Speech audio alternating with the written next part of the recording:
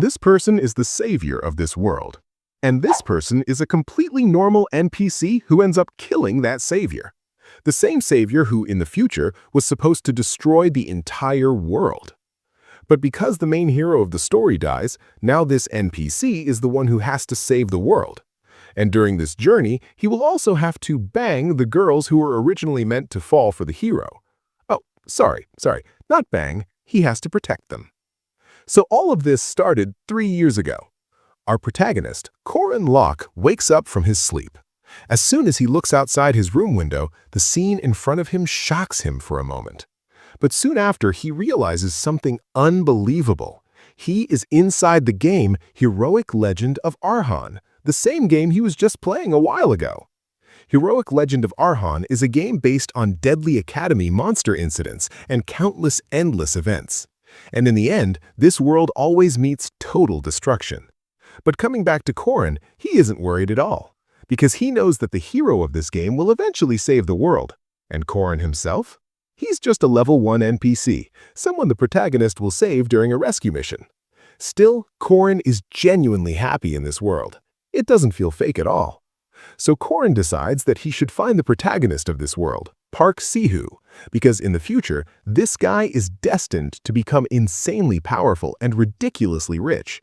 Sticking with him would clearly be the smart move. And surprisingly, Corin meets Park Sihu almost immediately. But Sihu is asking for sweet potatoes and Sprite. Hearing these modern food names completely confuses Corin, because nothing like this ever existed in the game. At the same time, Sihu is muttering to himself that he's going to live only for himself. The next moment, Corin grabs his hand and says, "Me too." And just like that, Corin realizes it. Sihu is also a transmigrator, someone who came from the same world as him. Later on, during a battle, Sihu kills a dragon with a magic attack. As a reward, he receives a status window, something every game protagonist has. The problem? Sihu has no idea how to use it. Corin guides him, telling him to focus on intelligence stats if he wants to become a mage. He reassures Sihu, saying that he's a pro player who knows all the routes and skills. As long as Sihu stays with him, there's nothing to worry about. But while Corin is confidently saying all this, a monster suddenly attacks him from behind. Before Corin can even react, Sihu kills it in a single attack. And like this, Corin and Sihu keep killing monsters together. Through endless battles, 3 years pass. Now Corin and Sihu are sitting among piles of monster corpses. To help Corin recover, Sihu gives him an elixir. Corin accepts it and starts drinking. But as he drinks, his eyes drift toward their party members, and every single one of them is male. Corin absolutely hates this, because the game is full of amazing female characters you can even date, but Sihu only ever recruited women temporarily when absolutely necessary. In the end, only the guys stayed in the party, and just looking at them makes Corin feel grossed out. Still, one thing keeps bothering Corin. In these 3 years, the game's story hasn't followed the original plot at all. Some main characters died for unknown reasons, some disappeared, and some never even appeared in the story. It takes Corin a while to realize the truth. Sihu is the reason behind all of it. Then Corin notices a staff placed in front of him and freezes in shock. That staff belongs to the main heroine of the game. And the place where it's kept, it's Park Sihu's underground inventory, which Corin has just discovered. Inside are items belonging to main characters who either died or never appeared in the story. But Corin is most shocked when he looks at a container. Inside lies the body of the game's heroine, Mariette Dunalev. As Corin desperately tries to process what's happening, Sihu appears behind him and asks what he's doing there. Corin fires back immediately, asking why the main heroine is here when Sihu had claimed she ran away. Sihu casually responds that it doesn't matter. She was a demon anyway, and he couldn't let her blood go to waste, so he used it to create an elixir. The same elixir Corin just drank. Hearing this, Corin goes completely numb. Sihu continues, saying how much effort it took to capture her, setting traps in the forest for an entire month. Corin completely loses it and demands to know why he did all this. Sihu replies coldly. He wanted to finish the game faster. Korin's paths were frustrating, always risking his own life to save others, getting tangled in friendships instead of manipulating people and using them efficiently. So Sihu did what had to be done, because he understands this game better than Korin ever did. Korin stands there in disbelief. He always thought Sihu was a noob player, but turns out he was a hardcore pro. Korin asks how many people Sihu has killed so far. Sihu answers calmly, "Only 3 more, and his count will reach 100,000. That's when Korin completely snaps. He grabs Sihu by the collar and starts cursing at him. Sihu says they were just NPCs, and Korin has killed many people too. But Korin yells back that those were evil people who deserved to die. Not listening anymore, Korin starts punching Sihu, asking why he stole other players' items when he's just a mage. Sihu laughs darkly and tells him that this has gone far enough. He grabs Korin's head and slams it into the container behind him. Blood starts dripping from Korin's head. Looking straight at him, Sihu says that Korin is driving him crazy. After everything he's done for him, Korin should not talk like this. He should understand that Sihu is his everything, his whole world. But Korin is completely confused, unable to understand what Sihu is trying to say. Suddenly, Korin runs away in fear, shouting that Sihu isn't someone who likes men and asking why he's trying to change so suddenly. Sihu replies with a terrifying look, saying he did all this for their future. Korin asks if that's why their party was only men. Sihu answers that they were just decorations. The only one he loves is Korin. Hearing this, Korin punches Sihu in the face and runs for his life, thinking how insanely dangerous this man is, and he hasn't even had a girlfriend yet. He needs to get out before something worse happens. But before he can escape, Sihu traps Korin with a magic attack and tells him that he can't run away. In this fake world, Korin is the only real thing. Korin is completely terrified. Sihu says that once the final battle ends, everything will be fine. With that, he leaves for the final battle. Korin is sealed inside another dimension. He knows Sihu will defeat the final boss, but he's even more afraid of what will happen to him after that. Then suddenly, a system message appears. Park Sihu has died in the final battle. Challenge failed. The next moment, Korin is sent back to the exact same point from 3 years ago, where it all began. This time, he's filled with fear and burning rage. And now, Korin makes a decision. This time, he won't let Park Sihu live. After this, Korin remembers an incident from his past life. Back then, he and Sihu were on a monster subjugation mission. But during the mission, a dam suddenly collapsed. Because of that collapse, all the people in the area, along with the monsters, drowned in the water. At that time, Korin noticed something strange. Sihu was smiling while watching that scene. Back then, Korin thought Sihu was just in shock, but now he understands the truth. Sihu wasn't shocked, he was happy, because whether it was normal people or monsters, their deaths still gave him experience points. Now, Korin knows exactly what kind of disgusting human being Sihu really is. And this time, Korin is confident he can stop him. Because right now, both of them are at the same level. Korin has only one goal. Park Sihu must not reach Merkabah Academy. That academy is the one place where Sihu will grow overwhelmingly strong. The academy entrance is still 5 days away, so Korin sets out to stop him before that happens.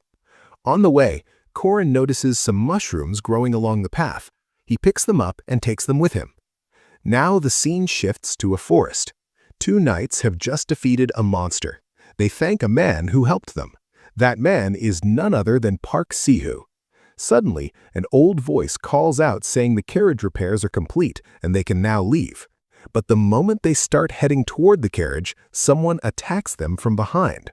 Luckily, the knights barely dodge the attack. But the moment they see their attacker, their faces go pale. It's a rank 2 werewolf. The werewolf takes its stance, preparing to attack again. At that exact moment, Korin arrives at the scene. But even after arriving, Korin freezes because the werewolf kills the female knight right in front of him. Korin thinks that if he had arrived just a little earlier, he might have been able to save her. Now, only one knight remains. That surviving knight orders Sihu to run away, but Sihu instead tells the carriage driver to leave without him, saying he'll catch up later. Inside the carriage, a girl desperately tells Sihu to come with them, but Sihu refuses, claiming that he needs to help the knight. Before anything else can happen, the werewolf kills the remaining knight as well. Now the monster turns its attention towards Sihu, ready to tear him apart. Coming back to Korin, he wants to confirm something. First, is this the good Park Sihu, the hero who will save the world? Or is this the same player from his past life who came from another world? At first, Sihu looks scared after seeing the monster, but soon he steels himself and prepares to fight. The girl from the carriage attacks the werewolf to protect Sihu, but the werewolf easily blocks her attack and throws her backward. Sihu then starts explaining who she is. She belongs to one of the game's most famous noble families, the Argan family. She is their second daughter. She wields Odachi, one of the 6 king's swords. She is also one of the game's main female leads, Alicia Arden. The same Alicia Arden whom Park Sihu killed in his previous life. And now he is trying to do the same thing again. Sihu pulls out a poisonous dagger from his pocket and stabs her from behind. Seeing this, Korin finally confirms it. This is the same Park Sihu from his past life. Alicia doesn't suffer a fatal wound from the dagger itself. She turns to Sihu and asks why he did this.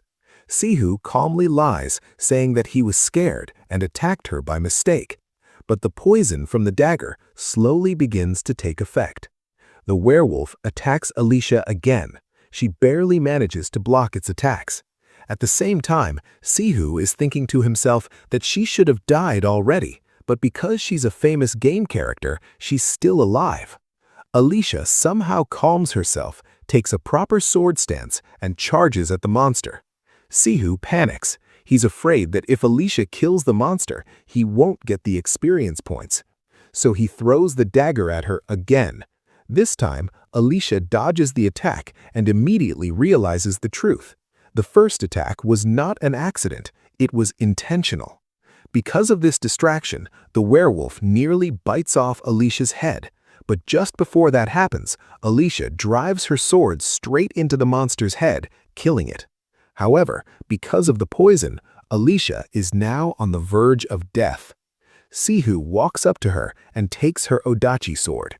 He's thrilled that he's finally obtained it. But to use this sword properly, he needs a special skill, which can only be acquired through experience points. So Sihu decides that he will kill Alicia and gain those points. Just as Sihu is about to attack her, Korin throws a pouch of golden powder at him. The powder spreads all over Sihu. Enraged, Sihu starts screaming, asking who the hell did this and telling them to come out. But instead of Korin, a group of rabbit monsters suddenly attack Sihu. Then, Korin explains that this powder was made from the mushrooms he picked up earlier. These mushrooms are the favorite food of the forest monsters. Because of the scent of this powder, the monsters mistake Sihu for food and attack him. Using this opportunity, Korin pulls Alicia to the side. Seeing that she's still alive fills him with relief. Korin tries to pull one of the monster's fangs out using his dagger, but at that moment, Sihu appears behind him and demands to know who he is. Korin casually responds, saying that Sihu killed all the monsters within 1 minute, and the Odachi must be an incredible sword. But the moment Korin stands up, Sihu recognizes him. Then Sihu asks Korin what he's doing there. From Sihu's words alone, Korin immediately realizes something. This idiot doesn't have any memories of his past life. So Korin decides to mess with him. He warns Sihu not to hold his sword so recklessly, or he might end up cutting his own hand. And Sihu actually falls for it. Seeing that opening, Korin throws dirt straight into Sihu's eyes. Blinded, Sihu starts swinging his sword wildly just to protect himself. Korin knows one thing very clearly. Sihu is physically stronger than him. So this time, Korin is ready to put everything into this fight. The next moment, Korin attacks using the werewolf's fang, but Sihu dodges it.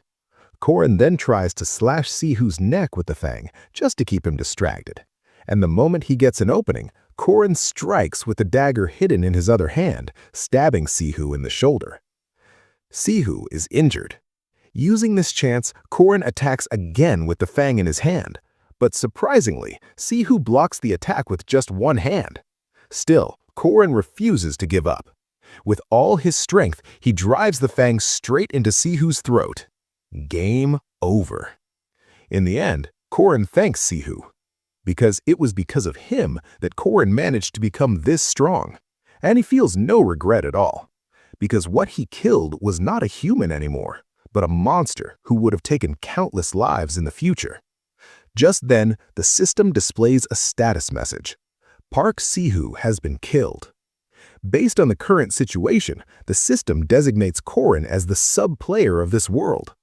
At the same time, all of Sihu's accumulated experience points are transferred to Korin. Seeing the system screen, Korin wonders if he'll finally get his own stat window.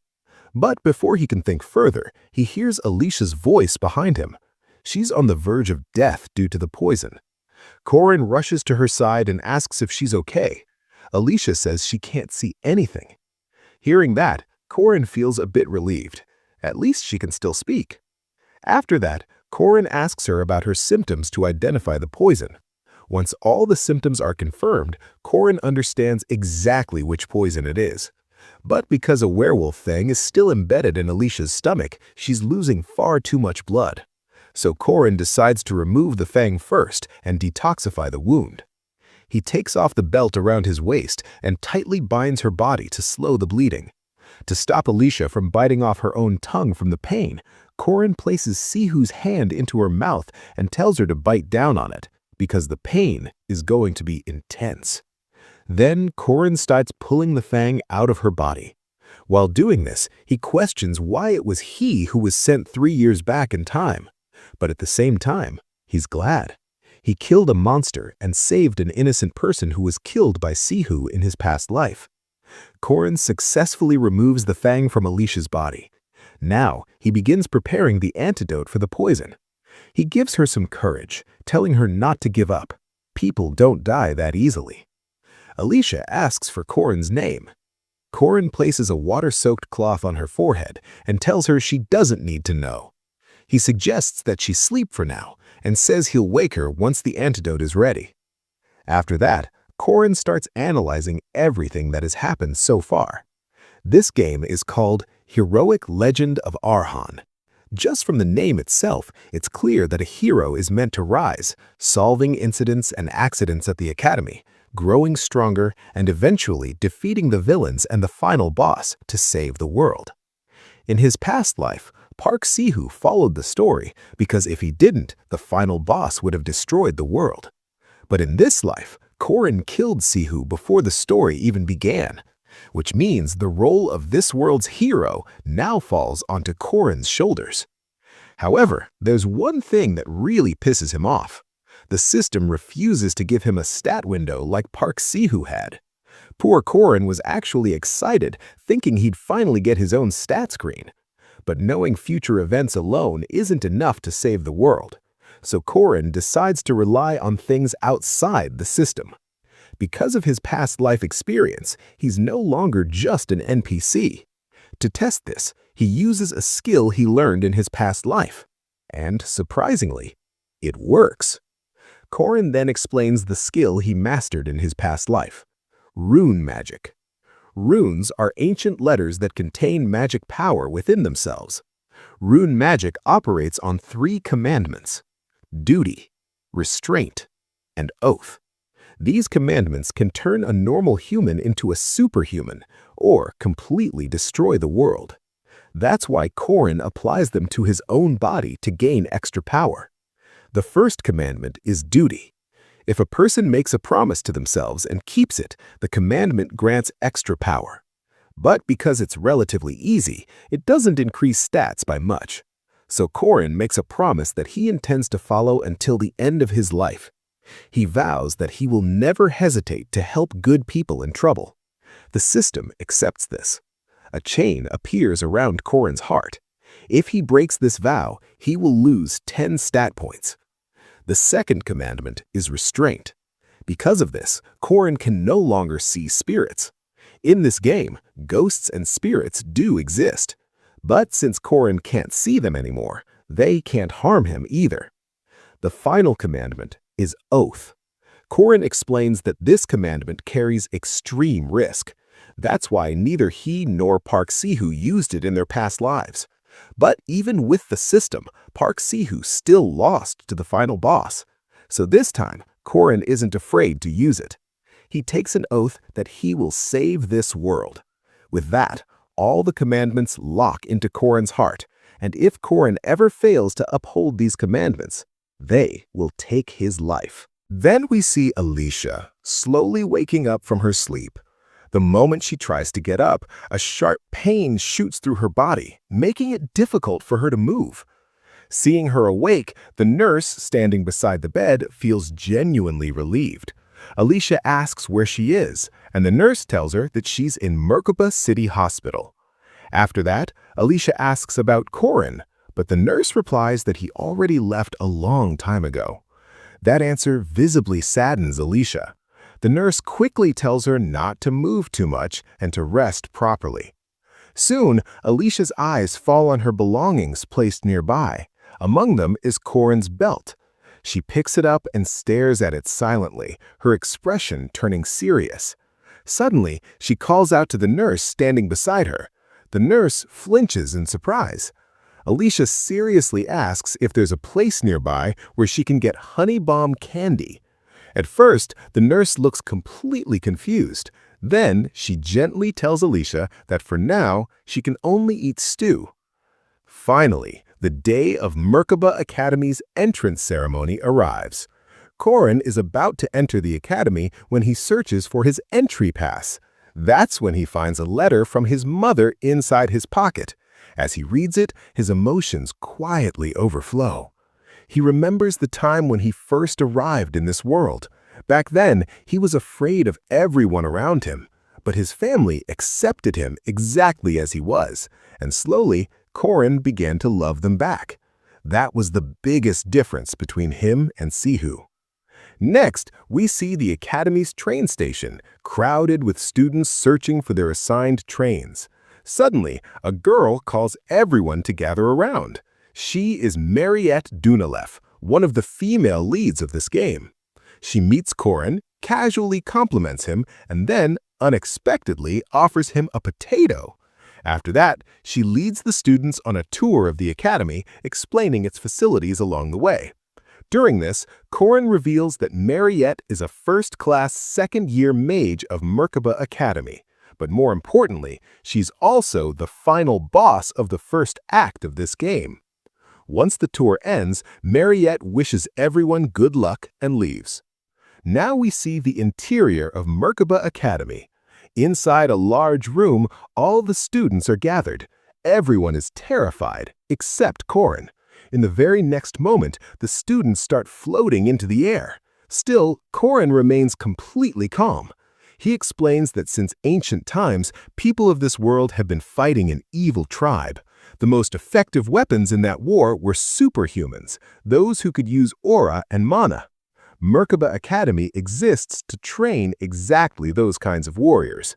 Then, a man addresses the students and introduces himself as Professor Fermac Damon, their training instructor.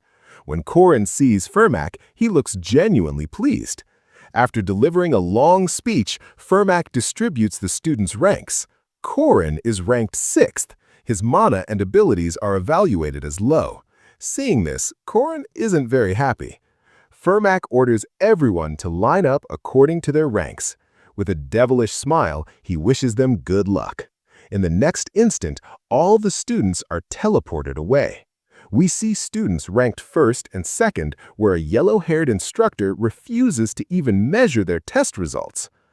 Among the 2nd-ranked students are Alicia Arden, the granddaughter of the sword genius, Yuel, Avallowan's druid, Dronworski, a mercenary skilled in sword control, and Kranaludin, a golem sorcerer. The first rank has only one student, Haran, the heavenly Yaksha. Seeing her, the yellow-haired instructor is visibly shocked. She didn't expect Haran to be here this year. Next, we see the man in charge of the test complaining that there's no point in testing 6th-rank students. He even considers removing them from the test. But suddenly, the yellow-haired instructor threatens him from behind. She reminds him that the director ordered every student to be tested. Terrified, he immediately begins the 6th-rank test. As the test starts, a weapon case drops in front of Korin. An announcement follows. Monsters will start appearing in 30 seconds, so choose your weapon. Korin explains that more than half the students probably chose swords, just like he did in his past life. As monsters begin appearing behind him, Korin calmly says, "It takes 100 days to learn a spear, 1,000 days to master a blade, but 10,000 days to truly master a sword." That's why he chooses the spear. The moment he attacks, one monster is killed in a single strike. The monster beside it freezes in fear. Without stopping, Korin slaughters all the monsters within a minute. Absolute domination. After killing all the monsters, Korin slowly pulls his spear out of the last monster's body. It took him only 12 seconds to wipe them all out. For a moment, he recalls his past life, a time when he couldn't even kill a single hound. But this time is different. This time, he will kill them all. Korin waits for the next monster to appear. 1 minute passes, 2 minutes, 5 minutes, but nothing happens. That's when Korin starts feeling uneasy, wondering if there's some kind of malfunction in the system. Meanwhile, we shift to the instructor monitoring the test. He's clearly unhappy with the students' performances. When he was their age, he finished all the monsters in under a minute, so seeing even the 5th-ranked students perform so poorly irritates him. And because of that, he assumes the 6th-ranked students won't amount to anything. But when his eyes fall on Korin's screen, he freezes. Korin has already killed all the monsters and is calmly resting. The instructor assumes the monsters must not have been summoned properly for Korin. Calling it a bug, he sends the same hounds again and moves on to check the other students. But once again, Korin wipes them all out within a minute. Later, the instructor hears an announcement saying someone cleared the test in 7 minutes. He smiles, thinking at least someone decent exists. But when he looks back at Korin's screen, Korin is resting again. This time, the instructor is completely shocked. He becomes convinced something is wrong with the system and asks a fellow instructor to check it. After checking, the other instructor says the system hasn't malfunctioned even once in the last 20 years, but the first instructor refuses to accept it. In his mind, a 6th-ranked student like Korin should have been eliminated long ago. That's when the other instructor asks a simple question. Did you actually confirm whether monsters were summoned or not? Seeing his expression, he immediately realizes the answer is no. So once again, they send the same hounds toward Korin. At this point, Korin is visibly irritated. Without wasting a second, he throws 3 spears at once, killing all the hounds in just 7.3 seconds. Seeing this killing speed, both instructors are left speechless. One of them asks Fermac how long the 3rd and 4th-ranked students took to clear the hounds. Fermac replies that a boy named Jaeger took 3 minutes and 30 seconds. When Fermac asks why he's asking, the instructor avoids the question. Instead, he sends a 4th-rank boar toward Korin. Korin kills it in just 3.7 seconds. Next, they summon a 3rd-rank monster, an owlbear. This time, the fight is tougher, but Korin activates his rune magic, Kanaz. The owlbear is instantly engulfed in flames. Seeing rune magic, even Fermac is slightly surprised. However, the attack doesn't deal enough damage. The owlbear counterattacks. Korin blocks the strike, climbs onto the owlbear's head, and finishes it with a decisive blow. The assistant instructor is stunned. A mere 6th-rank student just killed a 3rd-rank monster. Now, he eagerly waits to see Korin fight an evil spirit. In the next moment, a 5th-rank evil spirit appears before Korin. Korin can feel something in front of him, but due to the restraint commandment, he can't see the spirit. And because of the same commandment, the spirit can't harm him either. After counting 1 full minute, Korin realizes he can't fight it, so he calmly withdraws from the match. Later, Korin stands before the instructor, expecting some kind of scolding, but the instructor is still too shocked by Korin's performance to say anything. After that, all the students gathered to check their results. That's when Korin notices a boy standing proudly with his chest puffed out. It's Jaeger Hinchpeter, an NPC from the game. In Korin's past life, Jaeger provoked Sihu far too much, and Sihu erased him completely. Nearby, Korin notices another boy named Lark, who's being mocked because despite being 5th rank, he failed to kill even one monster. In the past life, Lark also provoked Sihu and met the same fate. Suddenly, a powerful voice grabs everyone's attention. It's the Academy Director, Irio Kassar. He congratulates all the students for today's performance and assures them that the professors will always support them. After finishing his motivational speech, the students disperse. Then we focus on Jaeger, who notices Lark quietly reading a book in a corner. Jaeger walks up to him and asks him about his rank in a threatening tone.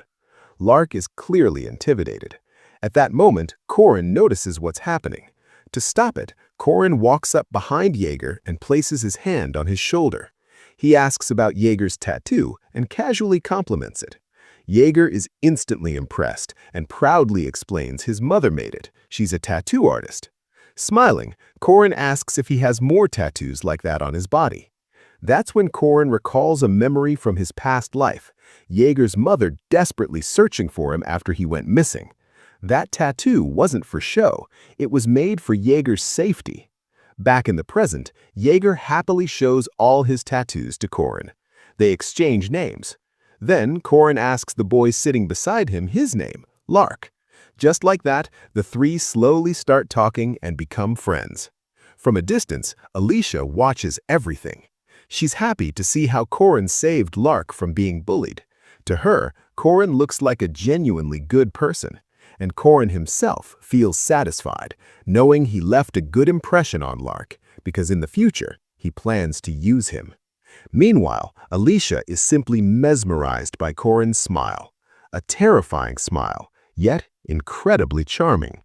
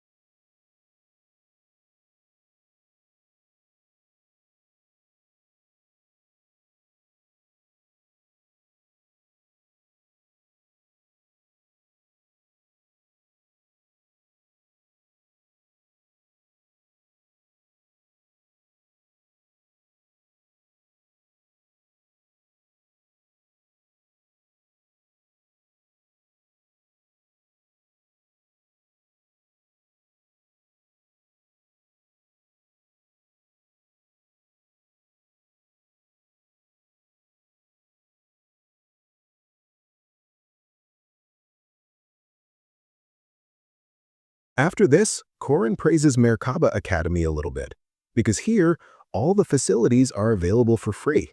Like the cafeteria here is cheaper than the outside, and the dorms to stay in are also free. But among all these, the thing Korin likes the most is the training room, because here, even impossible training becomes possible. You see, Korin cannot see spirits, but because of this training room's facilities, he can actually fight with spirits. Seeing Korin training like this, two students make fun of him. Then one student says that students usually come here to practice in their second semester. Maybe he just heard about this training from someone. And then his companion supports him and says, "Yeah, even we second-year students can't last here, so how will he survive?"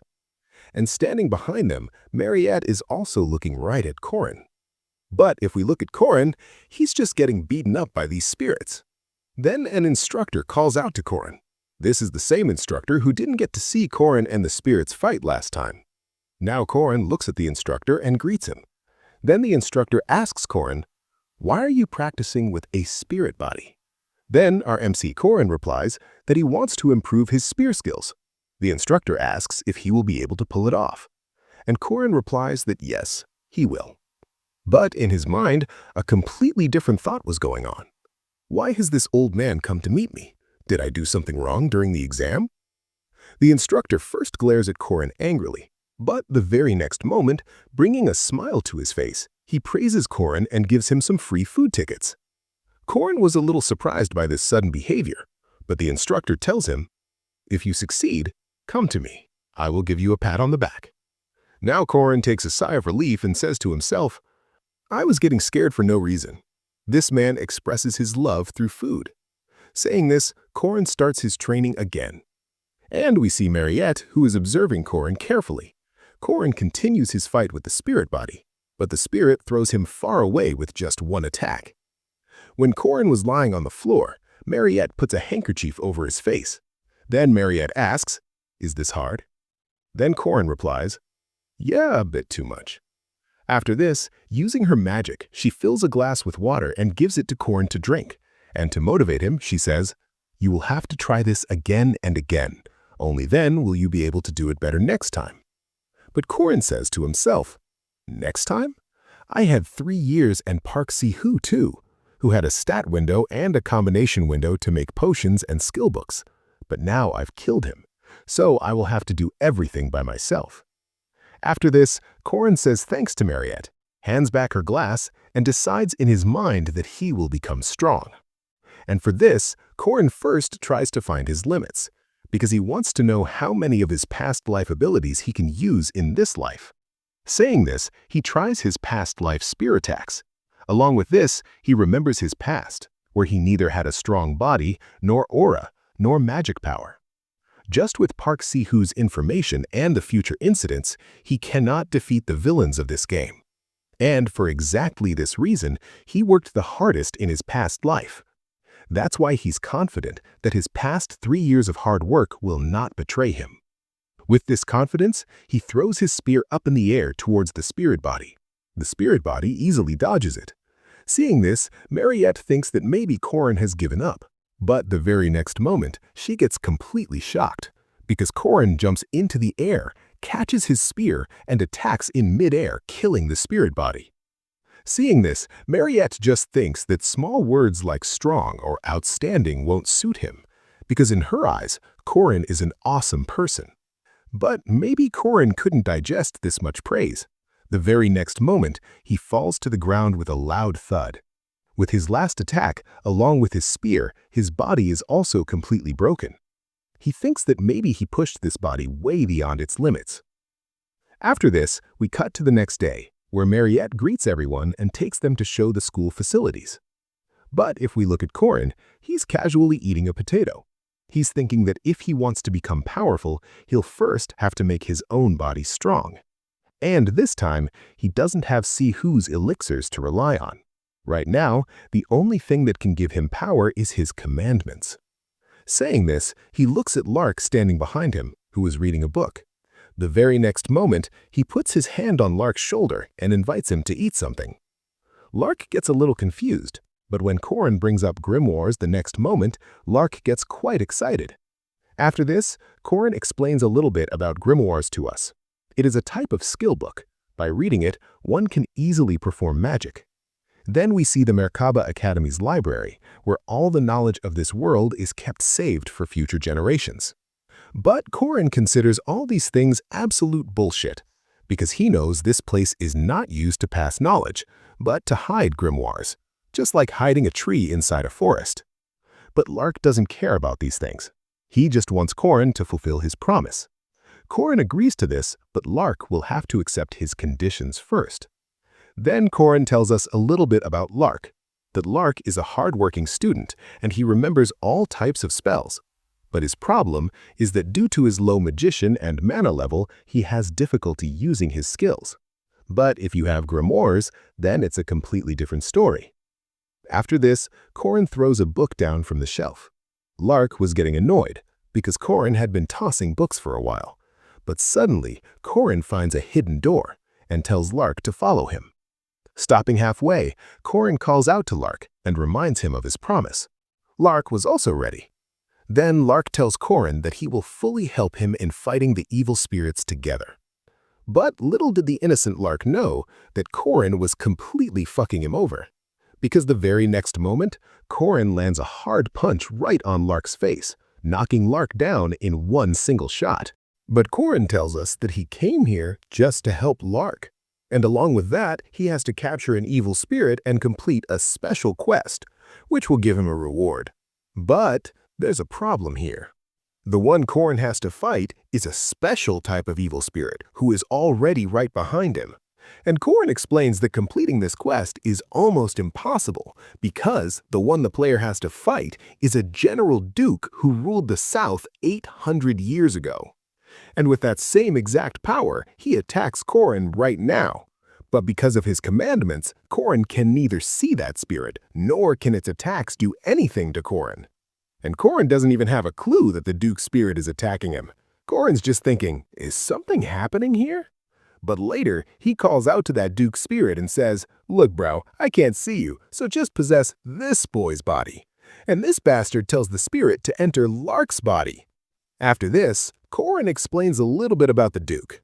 In this world, due to some reasons, normal humans turn into demi-humans, like vampires and werewolves. And Sabancia Duke was one of them, who one day just randomly turned into a vampire and killed his servant.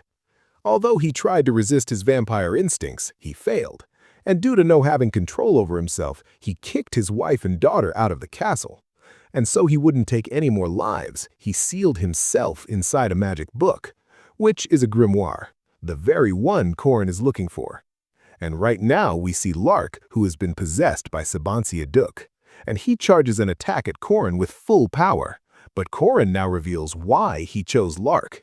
If a special evil spirit possesses someone like Lark, they can realize their maximum physical powers. But Lark is a character in this game who has the absolute lowest physical stats. And saying this, Korin puts Lark right back to sleep with just one punch. Although Korin apologizes to Lark, this was the easiest way to complete the quest. And further, Korin tells us that if he kills the possessed Lark right now, he will get a highest grade item, which is the Duke's cape and vampire's armor, the same items that Sihu used to wear, which helped him a lot in the future. But Korin is different from Sihu. After this, he asks Sabancia Duke, "Are you curious to know about your wife and daughter? Do you want to know what kind of life they lived?" And with this, Korin tells Sabancia Duke everything about how his wife died and how his daughter became an amazing adventurer. And this time, Korin tries to finish this quest in a different way, because he also has a family now, and he can't just watch the poor soul suffer like this.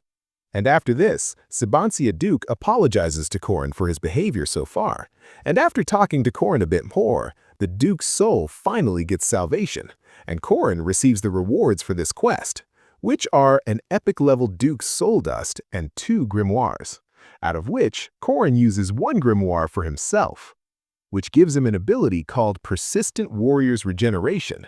The advantage of this is, as long as Korin doesn't lose his fighting spirit and will, this ability will keep recovering him.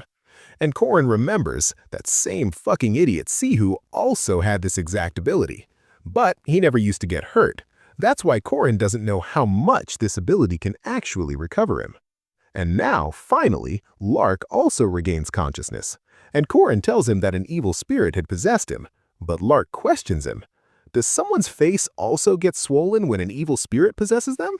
But Korin plays innocent and says, yeah, maybe it happens. And then Korin gives the grimoire to Lark. Seeing this, Lark is completely surprised, and he asks, can I really take this? And then Korin gives his last reason why he chose Lark, because he wanted to see how it feels when hardworking people also get rewarded. And along with that, his commandment's duty rewards him for helping good people, which is a whopping 80 stat points. Seeing this, Korin gets totally shocked, because in this game, leveling up only gives 5 stat points, and the stat points he just received would normally take 16 leveling ups. But Corin ignores all this and just picks up Lark and carries him away. And with this, the quest also starts to disappear. And we realize why Corin got 80 stat points. It's because he didn't just help Lark, he helped the Duke as well. After this, we see the training room again, where Mariette is handing potatoes to some dogs. Oh, sorry, some boys. And later she goes to Corin and asks, "Are you going to fight the spirit body today as well?" And Corin replies with a yes. Then Mariette says to Corin, "I believe in you and I will cheer for you from here." But seeing this lovey-dovey scene, those potato-eating dogs, those boys, start burning with jealousy. And they say to Mariette, "He's just a first-year student. He won't be able to do anything. Don't give him false hope." But Mariette replies to them with a confident smile, "Is that so?" And saying this, she places a 2-gold bet on Corin. Getting excited by this, everyone else bets their money on Corin losing. But Corin was getting annoyed by their bullshit because he came here to practice, not to have bets placed on himself. But Corin focuses on his fight. He's curious to know just how strong he has become from the new stat points. That's why he uses his weakest basic attack, Stab Ominous Serpent. The technique Corin used to defeat the spirit body last time, this is even weaker than that. And Corin thought that maybe he would have to work a bit harder to defeat the spirit body this time. But the very next moment, the spirit body is defeated with just one attack, making the betting crowd and Corin himself completely shocked that he defeated the spirit with just a basic attack, and he realizes he has gotten way too strong. And Mariette comes up behind him and says, "Yesterday it took you 3 attacks to defeat the spirit, but today you defeated it in just 1 attack." But Corin was surprised that despite being a mage, how did Mariette track his attack? Corin was just amazed by her eyesight. Then, Mariette gives Corin the money he won from the bet. And coming back to those gamblers, they're literally crying because they lost their money. "Take that, you losers. Keep betting." And we come back to Corin. Seeing his surprised face, Mariette asks him, "Do you not like these things?" But Corin puts on a greedy face and says, "Only a dumbass would like money in this world." And taking his share from Mariette, he says in his mind, "Mariette, you are very intelligent. Just keep working like this in the future." After this, we see a night scene where Corin is eating potatoes, and while eating, he's thinking, "In my past life, I had to bust my ass to improve my martial arts, and I'm still only on the 5th step out of the 6th step of enlightenment." But this time, Corin has advanced in his spearmanship much faster than his past life, so he's not worried about that. But right now, there is only one problem. And that is rune magic, which he couldn't improve in his past life. Because to use rune magic, you need an incredible amount of mana, and if he solves this problem, he'll become much stronger than his past life. But as soon as Corin is walking and thinking all this, someone calls out to him, and Corin instantly recognizes this voice, and he says to himself that no matter how much he polishes his spearmanship or even masters rune magic, there is still someone he cannot defeat. A female character whom even Park Si-hoo was scared shitless to fight, one of the most powerful characters in this game, the heavenly Yaksha, whose name is Hwaran. And Corin is just thinking, what is she doing here at this time, and why is she talking to me? But Corin knows that she's a walking time bomb who can explode at any moment. That's why he ignores her and starts walking away. But right then, Hwaran calls out to him and says, "I don't think you're the owner of that body." Hearing this, Corin is completely shocked, thinking, how does she know I possessed this body? But Corin knows this fact, that Hwaran herself is a walking living corpse, whose body holds 2 souls. One is human, and the other is a monster's. And a soul that exists between life and death can see the color of other people's souls. Although, the weird thing for Hwaran is, she cannot see the people's souls. But Hwaran questions Corin further. "Tell me, how does it feel when you crush the original soul and take its place?" And in reply, Corin says, "I don't know." And later, he remembers his past life, where he was always worried. Are he and Corin Locke different people? Are the memories he received not his own? Then who am I? The one who passed middle school, high school, and went to the military? But in the end, all these worries were absolute bullshit. because Hwarin's case is different. Her original body's soul is still inside that same body. And further, Hwarin says to Korin, "You are a thief, and you have no right to that body." But Korin tells her a story. He says, "In the neighborhood right next to my hometown lived a man who turns into a green monster whenever he gets angry. His name is Bruce. But you know what's the funniest part about them? Both of their personalities hate each other. And that is the most interesting part, because both of their qualities are totally different.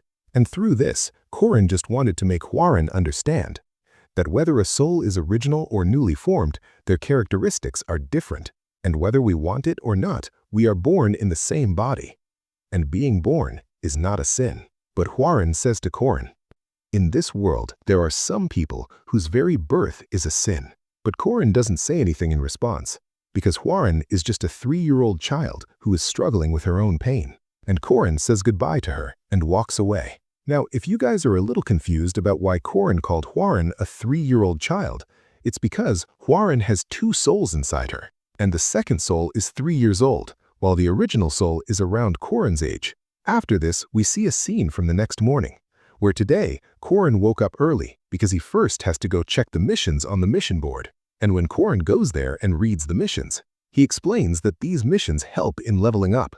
But he doesn't care about leveling up. He's here to try something completely different. But right now, he is a little surprised to see Alicia standing next to him, wondering what she's doing here. And Alicia was busy looking for missions. After this, Korin calls out to Alicia, and she also greets him. And later, Korin questions her. "You are already at the 2nd rank. Do you still want to rank up even faster?" But Alicia replies to him that she needs money. But Korin tells her, "You are at the 2nd rank, so you must be getting a good scholarship from the academy, right?" But she tells him that she belongs to one of the top 10 richest families in this world. That's why the academy refused to give her a scholarship. And Korin understands that just like in Korea, kids from wealthy families here don't get scholarships either. And Alicia further explains that her family wants her to stand on her own 2 feet, so they are not giving her any money either. Realizing this, Korin understands that this poor girl's situation is seriously screwed up. So, to help her, Korin suggests a patrol mission to her, because here you get more money for less work. And hearing this, Alicia gets really happy, and she asks Korin, "This mission requires 3 people, so will you come?" But Korin refuses, saying that he has some other work to do. And later, he accepts a mission to find a lost cat. Now, Korin explains why he accepted this rescue mission despite the reward being so low, because this cat was about to be killed by a monster. But if Korin saves it, he will save this cat's owner from falling into misfortune and depression, which means his commandment will give him a reward, which he actually already received. Seeing this, Korin goes totally crazy, realizing that even from such normal missions, he is getting a ton of experience points.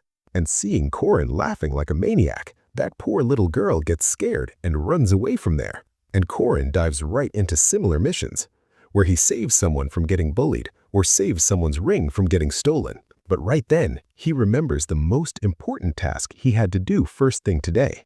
After this, we see a house where a man breaks a table in a fit of rage. And the reason for his anger was that he mixed 10 different ingredients to make a sauce so he could make a tasty chicken dish. But so far, he hasn't been able to make a tasty chicken dish that satisfies him. But right then, someone calls him from behind. It was Korin. And striking a South Indian hero pose, he says to him, "Put starch syrup in your chicken, your problem will be solved."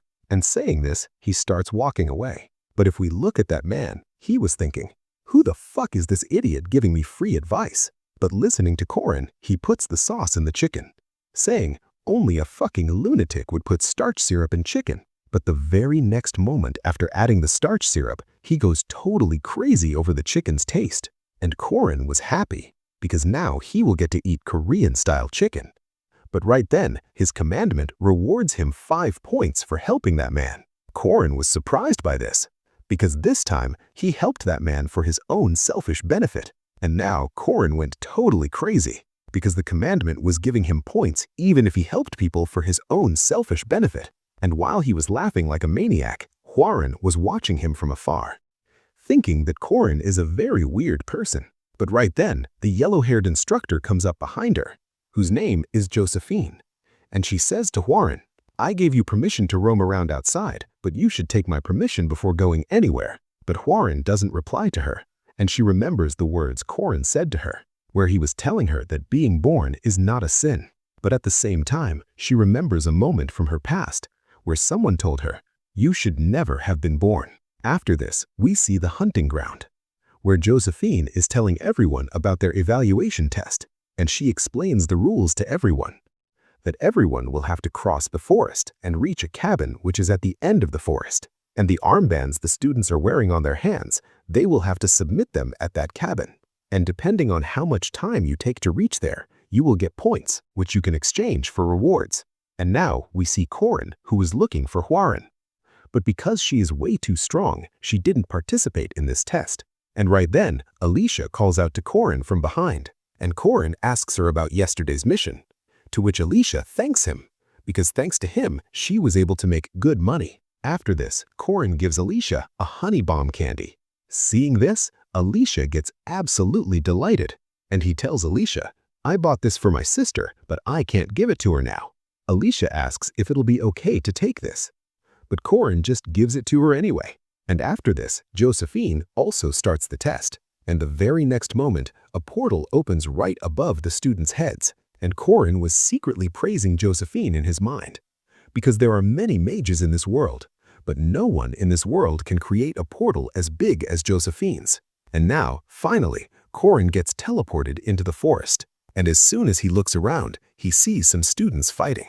Now, Korin explains a little bit about this exam, that this exam is exactly like a battle royale, where you get teleported to any random spot, and to earn points, you have to steal other students' armbands. And with this, Korin ignores the students standing in front of him and moves ahead, because his real target is Alicia. And to find her, he uses his rune magic. And he's happy about the fact that Hwarin didn't participate in this exam, so passing it will be easy for him. And to track Alicia, Korin had placed a rune magic inside that honey bomb candy he gave her. And now, making a face like an absolute predator and screaming Alicia's name, Korin sets out to find her. And right now, we come back to Josephine, who was talking to the chairman. But suddenly, she remembers Hwarin. Because she wasn't here, so she asks the chairman, "Did you send her into the forest?" But the chairman denies it and says, "She went on her own. I didn't send her." And right now, we see Hwarin, who is stalking Korin. But Korin has absolutely no idea what is about to happen to him next. And after this, we see Alicia, who is saying to someone, "Why are you doing this? It's unfair to attack together in a pack." And in the blink of an eye, Alicia single-handedly defeats a group of students. And one of those defeated guys says, "What did you say unfair? My ass, it's unfair. Your ability is what's unfair." And after this, another boy attacks Alicia from behind, which Alicia had absolutely no idea about. But before that boy could attack her, a stone hits him right in the stomach, which was thrown by Korin. And when Alicia sees Korin, she says to him, "Did you save me? I knew you were a good person." But looking at Korin's face, his intentions are crystal clear, and he says to Alicia, "How beautiful." Alicia doesn't understand what Korin is saying, but the very next moment, showing his predatory side, Korin says, "I said, your blue armband is looking very beautiful." And because of this sudden change in Korin, poor Alicia's heart breaks, and she says, "I trusted you. I thought you were a good person who gave me candy." But poor Alicia, she doesn't know that the ones you trust the most are the biggest mother... You know what? You guys complete this line in the comments. And now Korin reveals why he chose Alicia as his target, because Alicia cannot properly use her vigilant eyes, which is her special ability. And apart from that, she is the weakest among all the second-ranked students. That's why, with a terrifying smile, he tells Alicia, "You can become a good person by giving me that armband." And Korin further explains that even though Alicia is nothing compared to her older sister, she still ranks in the top 1% of fighters. And right now, if we look at Alicia, she had just easily wrecked the rank 3 and 4 boys. So she thought, what the hell could a 5th-ranked guy like Korin even do to her? But the very next moment, Korin completely pissed all over her hopes, because Korin was mercilessly attacking Alicia non-stop. And from this, Alicia realized that Korin is no normal guy she can take lightly. But Alicia tries to find a gap in Corin's attacks so she can injure him, and as soon as she finds a gap, she actually attacks. But Corin blocks that attack and tells her, "You relied a bit too much on your talent, so you didn't pay attention to your practice." And the very next moment, Corin deflects Alicia's attack and pushes her sword down, and seeing Corin's incoming attack, Alicia completely froze. And just like that, Corin combines all his basic spear moves and hits her with a block capture plaque spear attack, which Alicia fails to block, and she gets thrown far away. Although Alicia wasn't hurt much by this attack because she had blocked Corin's attack with her mana, but still, she was shocked by Corin's moves. Because he's neither super strong nor super fast, but he has absolute mastery in all his basic attacks. And now Corin was standing right in front of Alicia, and Alicia just says in her mind, "Which dumbass said he's 5th rank? He defeated me so easily." And the very next moment, Corin takes Alicia's armband, which Alicia wasn't too happy about. But right then, a familiar voice says to Corin, "Well, that's not right." And before Corin could even figure out who it is, a giant sword attacks him, which Corin barely manages to block. And looking at the design of the sword, Corin realizes who it is. And then that sword also goes back to its controller, who is Dron Worski. And he tells Corin, in a cold way, "Hand over that armband to me, buddy." And seeing Dron, Corin just thinks, did he really have to show up right now? I didn't want to run into him at all. And despite fighting so many students and monsters, Dron did even have a single scratch on him. And right now, Corin doesn't want to fight him. That's why he puts his armband in his mouth and starts running away. At first, Dron doesn't understand what Corin is doing, but when he realizes that he's getting played like a fucking idiot, he attacks Corin with all of his swords. And seeing this form of Dron, Corin just says, "This red-ass bastard doesn't care about anything other than money, so why the hell is he attacking me?" And after this, he asks Alicia, who is running behind him, "Why are you following me?" And Alicia replies, "I don't want to die from his attacks, and plus, I don't know the way out." And Corin knows that there is no point in fighting. That's why he thinks of reaching the cabin quickly. But the sight ahead completely shocked him, because at the entrance of the cabin, Cranaludin was standing with his golem, and he also says the exact same words to Corin.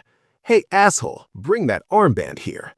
And now Alicia and Corin were both trapped in the middle, because Cranal was in the front and Dron was in the back. And now Corin, in his full Rocky Bye style, says, "I always try to avoid a war, but if a war happens, I'm the one who's going to win."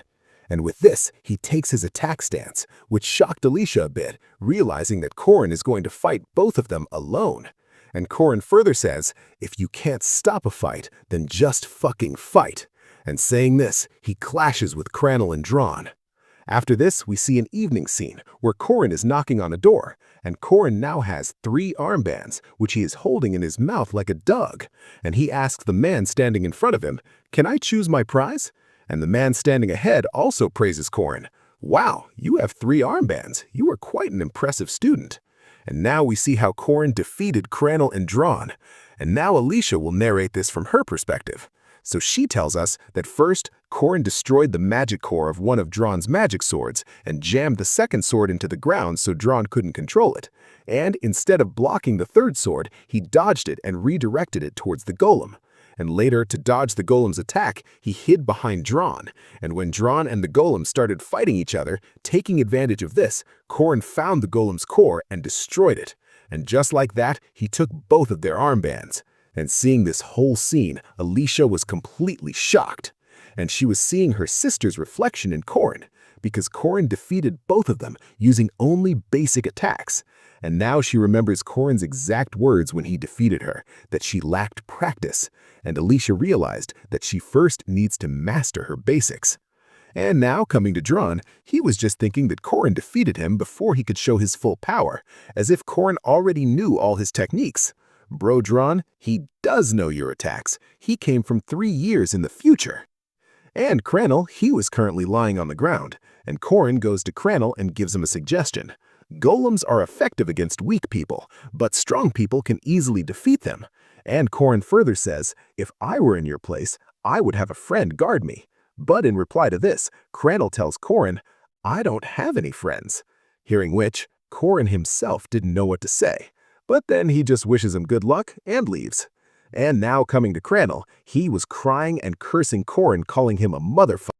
And that day, Corin taught the second-ranked top students a lesson that they will remember for the rest of their lives.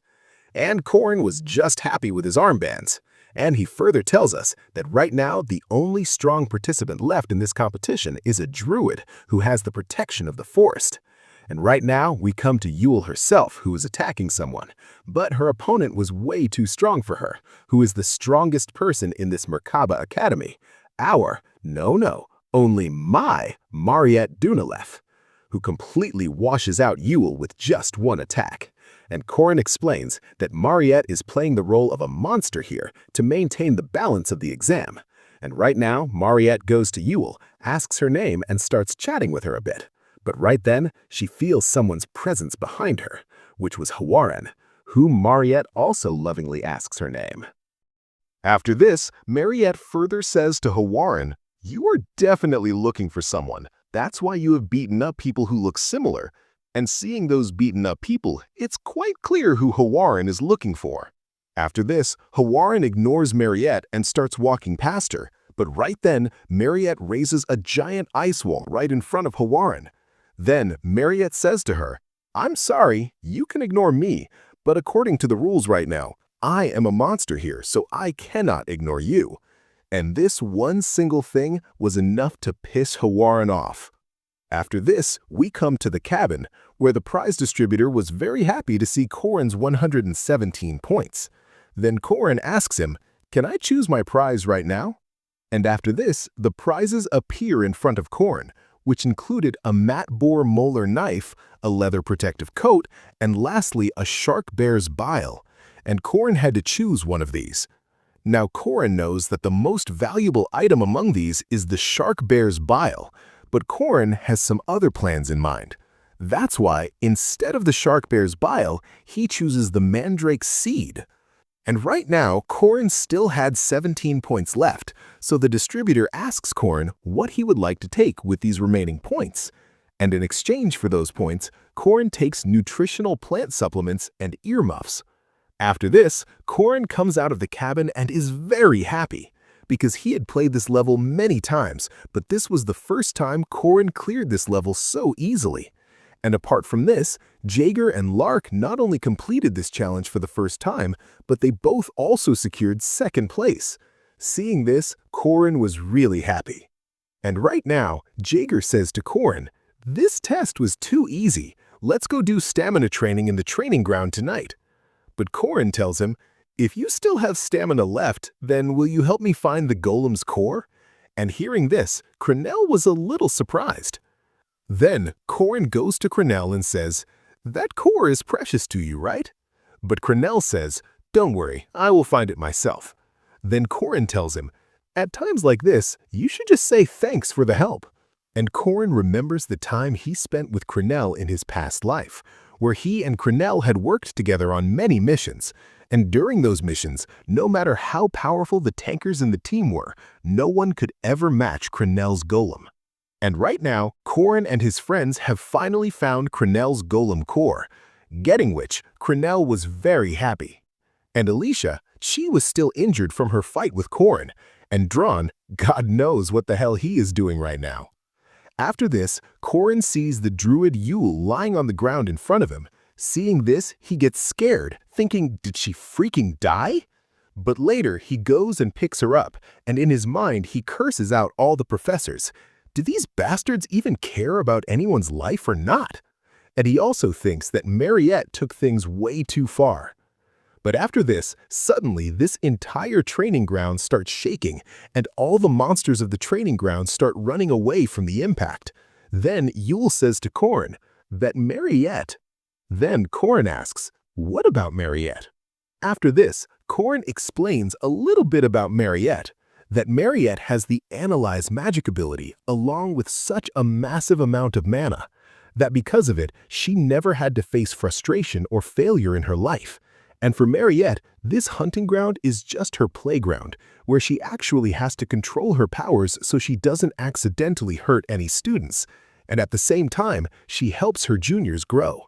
For her, this training is nothing more than just a game. But right now, we look at Mariette, who is heavily panting, and she says, "I should have analyzed you way earlier." And she's saying all this to Hawaran, who is coming straight at Mariette to attack. And for her defense, Mariette attacks Hawaran with her ice crystals, but Hawaran, without even dodging that attack, just keeps walking towards Mariette. And to save herself from Hawaran's attack, Mariette creates an ice barrier in front of herself. Now, Mariette had promised all the professors for this exam that she would not use attack magic above the intermediate level, but currently she is using advanced magic, and even though she is in denial, she had actually already used her full magic power way earlier just to fight Hawaran. And the very next moment, with just one single kick, Hawaran shatters Mariette's barrier and sends her flying away. The impact leaves her heavily injured, and she is begging Hawaran, "Don't come near me." But the one standing in front of Mariette right now is neither a mage nor a king. She is literally walking death. She just happens to look like a human. And now, Mariette collects whatever magic power she has left and prepares one last attack for Hawaran. But right then, someone arrives there and stops their fight. It was Josephine, and she asks Mariette, "Are you okay?" But because Mariette's entire mana was completely drained, she passes out. After this, Corin tells us that the results of the hunting ground training this time were unexpected, because this time a 5th-ranked guy came first in this exam. And even more than that, the fight between first-year Hawaran and second-year Mariette was the talk of the town. And right now, if we look at Corin, he was terrified, because he thought that this incident might trigger Mariette's first act boss level way ahead of time. But right now, he is relaxed because nothing like that happened, and the story is still following its original plot. And then, while walking away from there, he says that there are still 3 weeks left for the first act's final level, and right now, he has even more important things to do. After this, Corin comes to a jungle and is looking for something. And after finding that thing, first of all, he puts a whole lot of eye drops in his eyes, and acting like an innocent little boy, he drops his mandrake seed into the lake in front of him. And looking at his face, it is crystal clear that he is about to fuck someone over again. And now he starts crying, and screaming at the top of his lungs, he says, "My precious seed! This was my mother's last token of love that I had." But right then, Corin hears a voice coming from that lake, hearing which Corin gets extremely happy. And this voice belonged to the gold-axe Taoist hermit who lived in that lake. And Corin tells us that this is the exact same hermit from the old fairy tales, who gave the woodcutter a gold and a silver axe for his honesty when his iron axe fell into the lake. And Corin further explains that we get a reference to that same story in this game too. But Corin also mentions that if you throw rare-grade weapons or items into this lake, you get absolutely nothing in return. And just like in the story, that hermit asks Corin, "Is this golden seed yours, or is this silver seed yours?" And just like the story, Corin replies, "My seed was just a normal seed." And getting impressed by this, that hermit returns Corin his original seed. Seeing which, Corin cries his crocodile tears and thanks the hermit. And because Corin didn't get greedy for the gold and silver seeds, the hermit gives him all 3 seeds as a reward, and then the hermit leaves from there.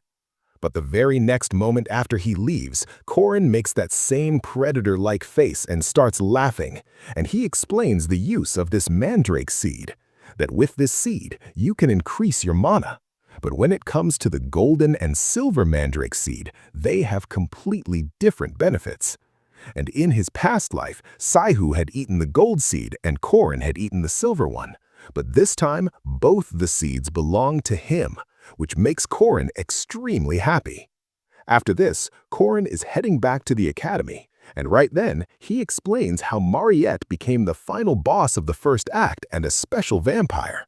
So all of this will start 3 weeks from now, when during a mission, she will meet a vampire named John Doe, and after that, this final act will begin. And for this exact final act battle, Corrin had shown off his power in front of all the second rankers. Because if he hadn't done that, why would they ever listen to a weak 5th rank guy and help him in this battle? And Corrin further says that in 1 week, all these second rankers will recover from their injuries, and then he will propose them to form a party with him. After this, we see Mariette, who has just regained consciousness, and seeing her awake, her friend sitting next to her asks, "Are you okay? That first-year girl should have stopped, and at that time you were only fighting with your intermediate-level magic." But Mariette is paying absolutely no attention to all these things. And now, if we come back to Corrin, his plan is just one thing. He wants to save poor Mariette from her misfortune. And for this, first he will train Alicia. After that, he will hire Drawn for this job and convince the druid for this as well. And lastly, he will befriend Cranel. And with all these preparations, Corrin thinks that saving Mariette this time will be a piece of cake for him. But right now, we cut back to Mariette, who has opened her eyes. And the very next moment, she attacks her friend standing in front of her in her vampire form.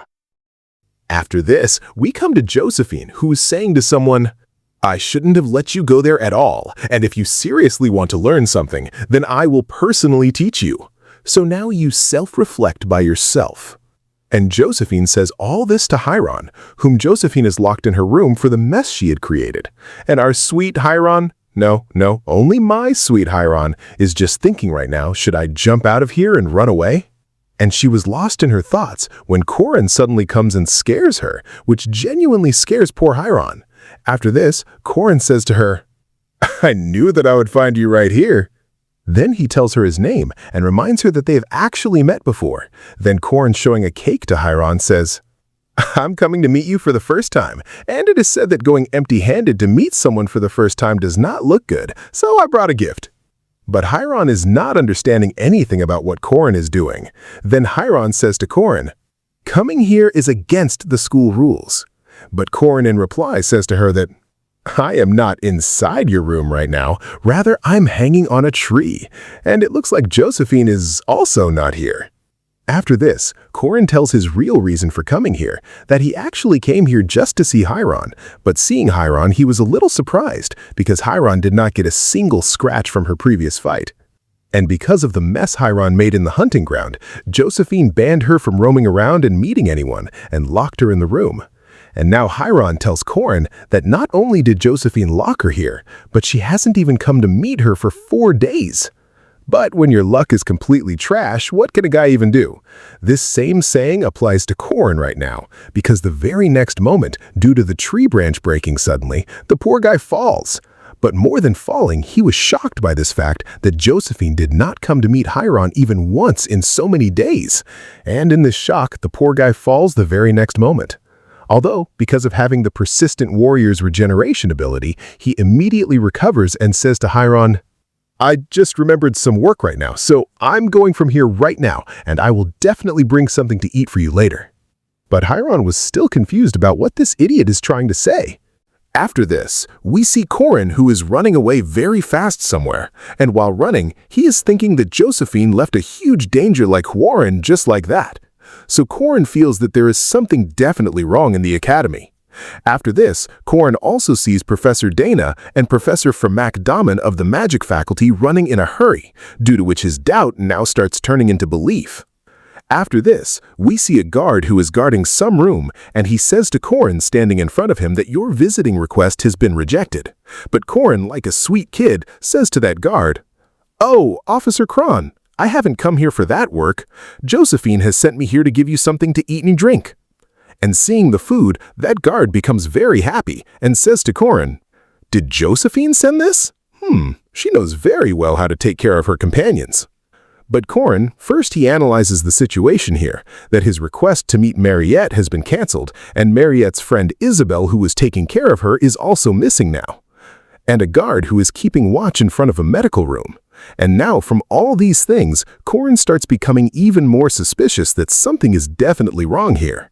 And to find out about this mess, Korin has put the rune magic of a strong laxative in that guard's sandwich, which that guard is eating right now.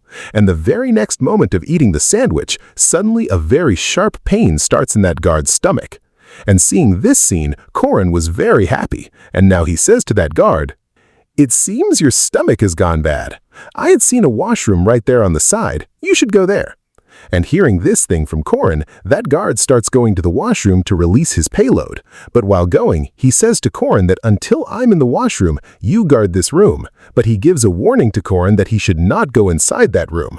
And Korin, also laughing, replies to him that yes, he will guard this room and won't go inside the room either. But right now, Korin is in a lot of tension because he has already come inside the room, but he is scared of this fact that this final boss act was supposed to start after 1 month. But then he prays that this thing is a lie, and pulling the clothes kept in front of him, he gives a voice to Mariette. But there, instead of Mariette, her friend Isabel was lying, seeing which Korin was surprised. And from the teeth marks on Isabel's neck, Korin understood the whole thing, why all the professors have increased the security so much, because Mariette has awakened into the first act's final boss, Vampire.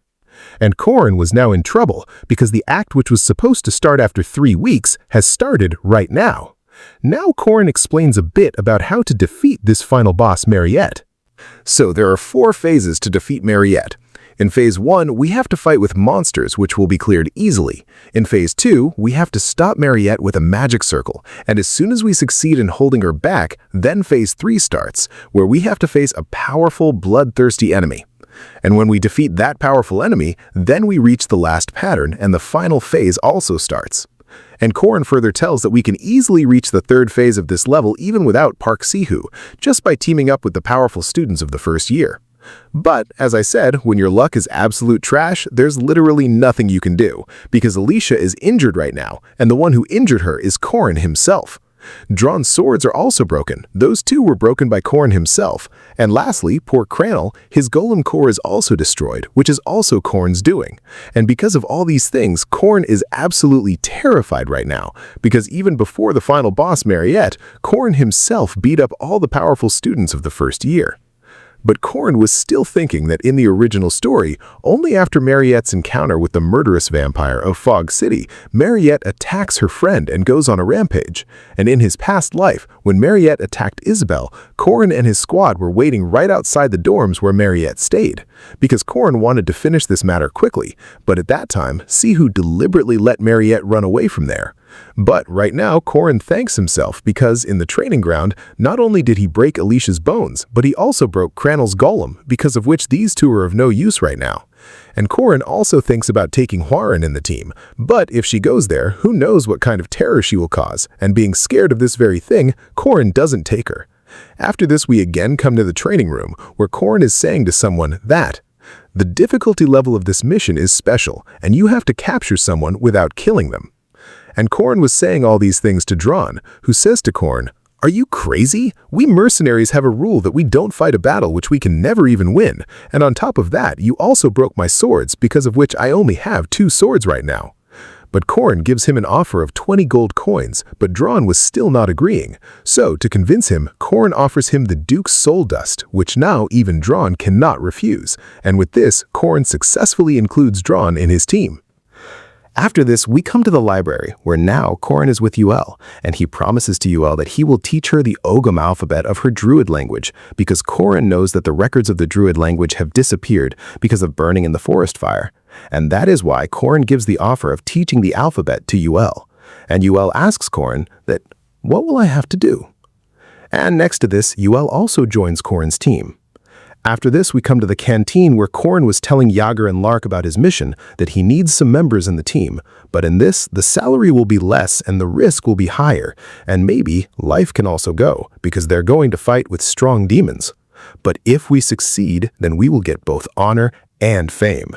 And this useless Korin knows what his friends want the most, and that is why both of them also join the team. And with this, they set out on the hunt for Mariette Ark, where leaving Korin and Yager, everyone else was a little scared. And ahead, he remembers the thing of his past life, where Sihu had told him that it took him 1 month to find Mariette, because Mariette had dug a tunnel in the forest and was hiding there. And Korin is getting the advantage of those words of "see who" now, because in this academy there is only one forest, which is the hunting ground. After this, we come straight to the hunting ground, where Dran questions Korin that, "I've understood my work, but how will we find Mariette?" And Korin says to him in reply, "What did you say? Finding her? If we kept sitting looking for her, 100 years will pass. That is why we just need to ask right now, so don't worry." And from these words of Korin, Yuel was surprised, and she asks Korin, "How much more do you know about me?" But the very next moment, Yuel asks for help from the spirits of the forest to find Mariette. And seeing this whole scene, Lark and Yager, both of them were very happy because they were getting to see so many spirits. And seeing the faces of those two, Korin had also understood that Yuel has summoned the spirits, but Korin cannot see them because of his commandment. But right now, all the team members of Korin were a little scared seeing him. And seeing them like this, Korin also asks them, "Why? What happened? Why are you looking at me like this? Did you find Mariette?" But the very next moment of saying this, a monster attacks Korin from behind, which Korin easily blocks and kills that monster. But the very next moment, a whole swarm of monsters charges an attack on Korin and his team. And getting scared of that, Yager asks Korin, "Did Mariette turn into some monster?" But Korin says to him, "Bro, nothing like that has happened." And the very next moment, Lark gets ready for the fight with his grimoire, and Yager gets ready with his hammer. But seeing the monsters, Yager gets a little too eager to kill them. That is why Korin warns Yager that do not go too far ahead, otherwise the monsters will surround you. And later Korin also gives an order to Lark standing behind him that he should cover him from behind. After this, Korin himself goes to the very front to fight the monsters, and he instructs Yule that she should stay with Lark. And now to Dran, Korin just says one thing, that for the wise, just a signal is enough. And with saying this, Korin and his team start killing the monsters or getting killed by the monsters. After this, we come to Dran, who was covering Korin from behind and was also killing the monsters at the same time. But while killing those monsters, he was just thinking about Korin, that despite a monster attacking Korin suddenly, he did not panic. Instead, he is giving us proper combat instructions and also guiding us for the fight. He's not just stronger than us, but is also very experienced, exactly like a commander who guides the whole team. And seeing these fighting techniques of Korin, Dran starts doubting the rank test of the academy, because Korin truly doesn't look like a 5th rank to him. That is why he calls the academy's rank test completely useless. After this, we come to Jaeger, who was yelling at Yule, saying that, "I thought Mariette would be there, but there are so many monsters here." And in reply to this, Yule says, "I don't know, I'm only telling you what the spirit told me." But ahead, Jaeger questions that, so then, is Mariette controlling those monsters? But ahead, Lark says that it is completely impossible for these monsters to attack in a group, and today they are looking more ferocious compared to normal time. But now Korin tells everyone that Mariette cannot control any monsters this easily. Even if she did, she still wouldn't send any monster to attack us just like that without thinking. But then Dran asks him that then why are those monsters attacking us? But Korin tells him that they are not attacking us. Now, Korin explains to them that monsters always act according to their habits, but sometimes even they face such a situation because of which they also have to forget their habits. Suppose a thing that you cannot face and seeing which you just have to run away. And right now, if we look at Korin's team, then right now all the people in the team were scared looking at something. And that thing was none other than Mariette, who was looking a bit too terrifying this time. Immediately after this, Korin commands Lark and Yule to get ready for battle and tells Jaeger and Dran to give him backup from behind, and he decides to handle the front line himself. And immediately after this, Korin's 3rd commandment, the Oath, activates, which is to save the world, and because of this oath, all his stat points increase by 50%, and these increased stat points will now decide Korin's future. And with this, Korin and his team get ready to fight Mariette. After this, we see that Korin's 3rd commandment gives him the task to stop Mariette and save the world. But this task was stopping his 1st commandment from activating, which is to help good people stuck in trouble. And Korin himself also wants to save Mariette instead of killing her. And that is why the system also activates Korin's 1st commandment and wishes him luck to save Mariette. After this, we look at Mariette herself, who is crying in pain. And seeing her like this, Yuel also says, "Look how much pain she looks to be in." But on this matter, Dran says, Yes, that is true, but we cannot do anything now. And right along with saying this, he attacks Mariette with his sword. But the very next moment, he gets shocked because Mariette had stopped Drawn's heavy iron sword with the help of her magic barrier. After this, Lark explains that Drawn's sword was stopped by the orb created by Mariette. But right now, Lark was surprised by this fact, how Mariette could create an orb so quickly despite being a newly awakened vampire. But on this, Corin tells everyone, "Do not be scared, that orb is just born right now, and it cannot take blood and mana from Mariette yet. That is why, until it gets blood from its mother, it cannot do anything else other than defending itself." And right now, friends, if you're confused about what this orb is and why Corin called her its mother, then let me explain this in short. So consider that orb like an egg which Mariette has made with her own power, and right now, Mariette's child is inside that orb, who is taking power from her to evolve. And right now we see Drawn, who says to Corin that, "A mage's biggest weakness is their defense, but right now even her defense is covered, so did this not become a big problem?" But Corin casually says to him, "Do not be scared, bro. She will only do long-range attacks right now." And just as Corin had said, Mariette now attacks from a distance with a piercing blood attack, just like the top-tier anime villain Sukuna. But in its counterattack, Yuel also casts a spell of her own and says, "I do not know about other places, but this is the forest where my rule runs." And right along with saying this, she summons a massive tree wall, which the spirits themselves were giving power to. But just then, some of Mariette's attacks were actually damaging Yuel, seeing which Jaeger gets scared and says, "Oh man, this defense is not going to break, right?" But just then, Lark scolds him and says, "You idiot, do not jinx it." And right now, Yuel is also having a problem keeping this barrier up, because just to summon this barrier, more than half of her mana is already finished, and on top of that, she has not even recovered from the exam fight yet. But still, she tries to maintain this barrier. But just then, Corin asks her, "Have you reached your limit?" But seeing Corin, Yuel curses him in her mind that this bastard, if he had not made that promise, my condition would not be like this today. But just then, Corin says to her, "Just hold her off for a little while longer. After this, I will handle the rest." And in reply to this, Yuel asks him in a panting voice, "Will you be able to handle her?" And Corin says yes, he will handle it. And right now, we see Mariette, who was giving mana and blood to her orb.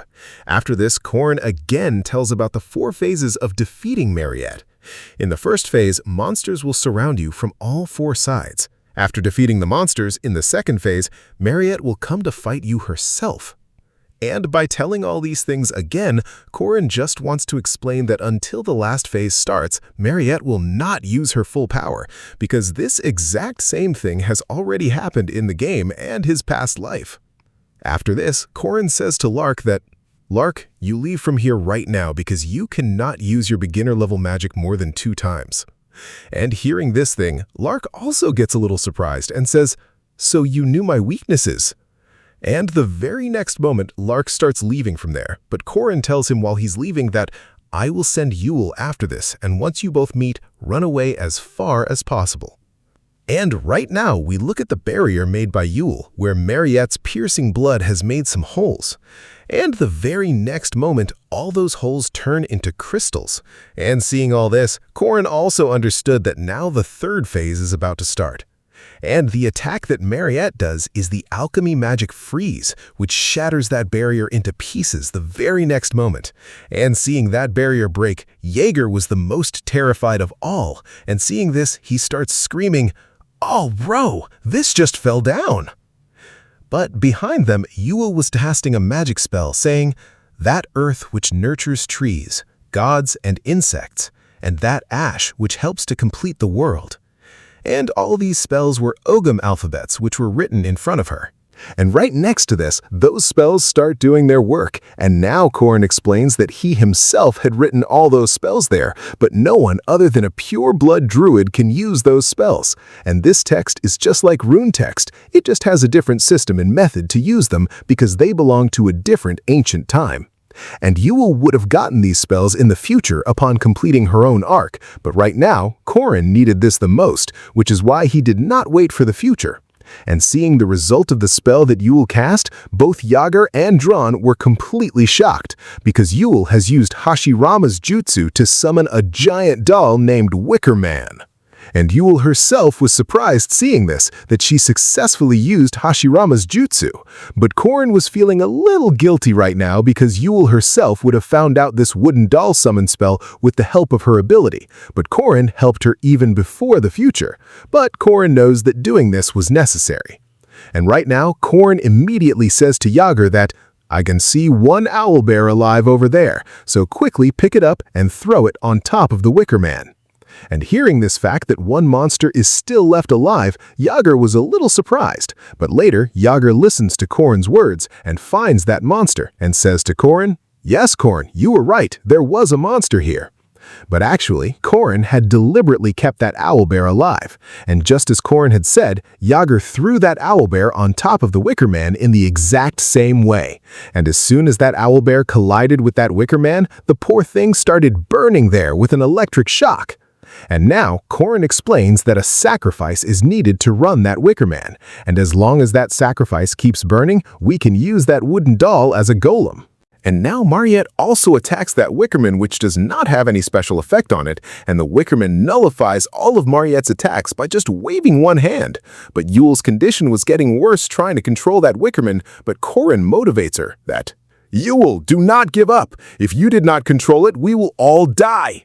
And now that Wickerman was standing in front of Mariette, and Mariette throws blood spears at it to stop it, which were tearing right through the Wickerman. And getting scared of this very thing, Jaeger asks Korin, "That Wickerman will not break, right?" But Korin assures them, "This is not a living thing, and just a few holes will not do anything to it. And anyway, this fight is fire versus ice, and it is totally impossible for fire to lose to ice." But Korin forgot that his luck is absolute trash, because the very next moment, Mariette throws a giant spear right through the Wickerman. And now Korin himself agrees with my luck comment, because the next moment, that Wickerman also loses. And now Korin was cursing his own luck by saying, "My damn luck always shows me its back and leaves every single time." And now Mariette was looking right towards Korin's squad, and Yule was also completely exhausted, which is why Korin tells her to run away from here, because there was no use in her staying here. But Jaeger was yelling at Korin that, "Hey, will we be able to defeat her by ourselves?" But Korin says to him, "Mariette has used all her wide-range attacks. This means it is our turn now." And right along with saying this, he starts running to attack Mariette, and behind him, Drawn and Jaeger also start coming, and seeing them coming towards her, Mariette also attacks them with spears, which these guys were barely able to block. And as soon as Drawn sees an opening, he attacks on top of Mariette's orb with his sword. But that attack does not make any difference to that orb at all. But the very next moment, swinging his hammer, Jaeger jumps from behind Drawn and destroys that orb in just one single attack, seeing which Korin was happy, and along with him, Jaeger too. But their happiness does not last long, because due to the orb breaking, Phase 3 had started. And right next to this, Mariette also opens her own domain, Realm of Blood, just like Gojo, the impact of which only Korin could endure. And now Korin explains that they are all currently trapped in the Realm of Blood, which activates only after the orb breaks. And right now, that orb has sucked Mariette's blood and mana and has taken a form of its own. And Korin right now laughs thinking about this fact that he did not think he would be the only one standing until the very end, and to clear this phase, 3 people are required. But Korin says, "To hell with 3 people, just a single guy like me is more than enough." After this, we see a red moonlit night where someone is saying, "If you are born as a human, then you can easily tell the difference between humans and animals.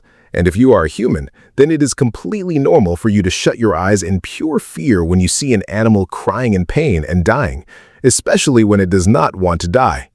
And Mariette is saying all these things during the exact same time she was transforming into a vampire. Then her eyes fell on Isabel, who is calling out to her from the side. And seeing her, Mariette says, "Looking at her, I don't know why, but I started feeling a strange burning sensation in my throat." And right then, that throat of mine found someone's neck whose name I did not even know, and without thinking a single thing, I bit right into that neck. My fangs tore through her neck and pierced straight into her veins, and that animal started thrashing around in pure agony just to save its life. But even seeing that animal suffering so much, I did not feel scared, nor did the thought of closing my eyes even cross my mind. Instead, the terrified sounds of that suffering animal felt like the beautiful melody of a piano to me, and its warm blood was perfectly quenching the thirst in my throat. But when I regained my senses, my veins, which I thought had completely stopped, suddenly started pumping again, and the smell of blood that felt so delicious to me just a second ago now started feeling absolutely disgusting. And when I fully came back into my senses, I realized that the person whose blood I was drinking thinking she was an animal was actually my friend Isabel, and that is when it hit me that I had almost killed my own friend. Out of pure fear that I might take someone else's life, I ran away from there, and I stayed hidden in the forest until this guy came looking for me. And now, finally, we jump straight into the main fight where Mariette's orb has completely turned into a monster and is roaring furiously right in front of Corin. And now, to attack Corin, it first shuts its mouth and then hurls weapons purely made out of blood straight at Corin. Seeing this attack, Corin looks at that monster and says, "You absolute mutt. How did you even get the guts to bite a human?" And right along with saying this, he casually deflects the monster's attack with his spear. Following this, that monster brutally shoves its own hand right into its own chest, ripping that spot completely open. And from there, two more dog monsters pop out, which were literally made from that monster's own blood. And seeing them, Corin says, "Ah, so you truly are just a bunch of dogs." And the exact moment those monsters launch an attack on Corin, for his defense, Corin first casually tosses his spear into the air and then cleanly slides right under those dogs. After that, grabbing his spear again, he strikes those two dogs from behind, taking them both out in one single devastating attack. And later, tightly gripping his spear, he looks at the main monster and says, "Are you actually joking right now? Swatting a mosquito would have been harder than dealing with them. Honestly, your scream sounded way scarier than these actual mutts." And hearing all these savage insults from Corin, its anger hits the absolute ceiling, and the very next moment, it completely vanishes right in front of Corin. Seeing it suddenly disappear like that, at first Corin thinks, did it actually turn invisible? But then he quickly realizes that the monster is just running incredibly fast. After this, he says to that monster, "Looks like I really will have to teach you a solid lesson." And now we see that exact same monster, which is zipping around Corin at lightning speed. And ahead, Corin just says one single thing to that monster. To defeat an enemy, we do not need to stay 100 steps ahead of them. The only thing important to defeat them is to find out their absolute weak point. And right along with saying this, Corin thrusts his spear brutally straight into that monster's weak point, which was literally its butt. And Corin says to that monster, "Don't try to show me these cheap tricks. I have already seen this getting used 1,000,000 times." And right along with saying this, he attacks that monster with his poisonous dragon exit spear technique, due to which Mariette's entire domain completely shatters. And by defeating that monster, Corin successfully clears Phase 3 as well. And now, that monster is lying completely wrecked right in front of Corin, but even then, it desperately tries to get up from there just to save Mariette. Seeing which, Corin says, "You want to protect your creator until the very end." Yeah, that makes sense. Honestly, what crime has she even committed? And he says to that monster, "You rest here. I will definitely save your mother." And right as Corin says this, the final phase officially starts, where Mariette is now going to fight using her absolute full power. And the very next moment, she jumps straight towards Corin to launch a devastating attack on him. And now Corin explains a bit to us about this final phase. He tells us that as soon as this phase starts, Mariette attacks a member of the team that came to stop her, sucks their blood, and injures them critically. And exactly because of this reason, this stage can never be cleared solo, because to save the member of the team that Mariette is about to injure, all the other team members have to stay closely grouped together and defeat Mariette as a full squad. But at this moment, Corin is completely alone, and absolutely no one can save him right now. That is exactly why he deliberately lets Mariette attack him. And now, Mariette also starts sucking Corin's blood using her blood-sucking skill, because of which her stamina and mana are rapidly recovering. And Corin, lying on the ground in immense pain, is just saying this, So this is how it feels when someone sucks your blood and slowly drains the life out of you. But still, he tries his absolute best to endure this pain. And now, his persistent warrior's regeneration skill also activates, which is exactly how Korin is managing to keep himself alive. And to endure this insane pain, he remembers Mariette's innocent face, where she used to try and share love with everyone just by handing out potatoes. And since Korin is a full-grown adult human being, he just softly places his hand on Mariette's head and lovingly says to her, "Drink it slowly, otherwise the blood will get stuck in your throat." And hearing this from Korin's mouth, she immediately stops drinking his blood and starts slowly coming back to her senses. And now, Korin remembers about Sabanchia Duke. He was a legendary great commander whose name is still spoken of in history even today. But even he could not control his own urge after turning into a vampire at that time, and he ended up killing his own servant. But in his past life, it took Park Si-hoo an entire month to find Mariette, and for that whole month, Mariette kept drinking monster blood just to keep herself alive, the taste of which felt exactly like drinking salty ocean water to her. But even then, she did not kill a single human, and she held back her own urges purely through her insane willpower. And Korin does not want the villains to always get a bad ending, and that is why he actively tries to give Mariette a happy ending.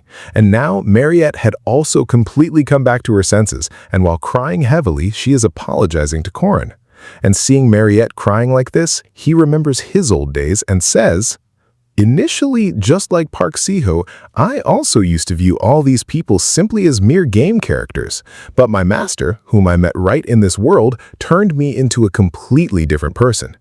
Even though I used to consider her just a game character too, but that very same person ended up saving my life in the end.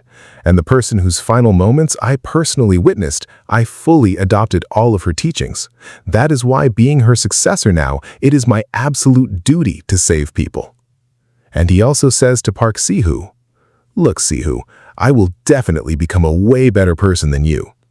And lastly, we see a system notification, where the system has officially increased Korin's rank as a reward for successfully saving Mariette. After this, we jump into the space prison, which was specially created by Josephine. And now we see Mariette, who is finally back in her normal human form, completely chilling and happily eating a potato while humming a little tune. But right then, Korin suddenly calls out to her from the side. Seeing him pop up out of nowhere, poor Mariette gets completely startled. After this, Korin asks Josephine, "Can I go inside?" But Josephine questions him back. "Will it really be safe for you to go in there?" But Korin calmly tells her, "Don't worry, I completely trust Mariette." And with that, he steps inside the prison to meet her. But because Korin had scared her so suddenly earlier, poor Mariette literally had a chunk of potato stuck in her throat right now. Korin immediately gives her a solid suggestion. "Eat slowly, otherwise that potato is going to choke you." But then he quickly adds, "Wait a minute. Who is the absolute idiot that gave you boiled potatoes but didn't even give you a single drop of water to drink?" Following this, Korin asks Mariette a genuine question. "I honestly thought your sense of taste would have completely changed by now, but I am actually super surprised to see you eating a normal potato like this. Does it even taste good to you?" And in reply to this, Mariette simply tells him, "A potato is a very hardy plant. No matter how you cook it, it will always taste good." But right in the middle of all this chatting, she didn't even realize exactly when Korin had moved so incredibly close to her. Seeing him standing literally right next to her, she instantly starts blushing super hard. But the very next second, she pushes him away and starts running back, yelling at him, "I am totally reeking right now, so stay away from me." But in a quick counter to this, Korin shoots back, "Hey, ever since you bit my neck, I haven't taken a shower either." But Mariette quickly tells him to just shut up. After this, Mariette sits far away from Korin, turning her face completely away from him, but Korin is still trying to reassure her. "Don't worry, you don't smell bad at all." But cutting him off right in the middle, Mariette softly says, "I was incredibly terrified of that girl, Huaran. She was absolutely horrifying, and in that moment, I truly felt like I was going to die." And hearing these exact words from Mariette, Korin immediately starts cursing himself. Because if he hadn't met Hwaran on that specific day, Hwaran would have never participated in the exam just to look for him. And if that didn't happen, there would have never been a fight between Mariette and Hwaran, which means Mariette wouldn't have awakened into a vampire so early in the timeline. But completely opposite to Korin's internal guilt, Mariette was actually praising Korin, saying, "When you were fighting the spirit body, I constantly wondered why you kept standing back up. Why weren't you giving up? Especially when all the other students were mocking you, saying that you could never do it. But in the end, you actually pulled it off and proved them all wrong."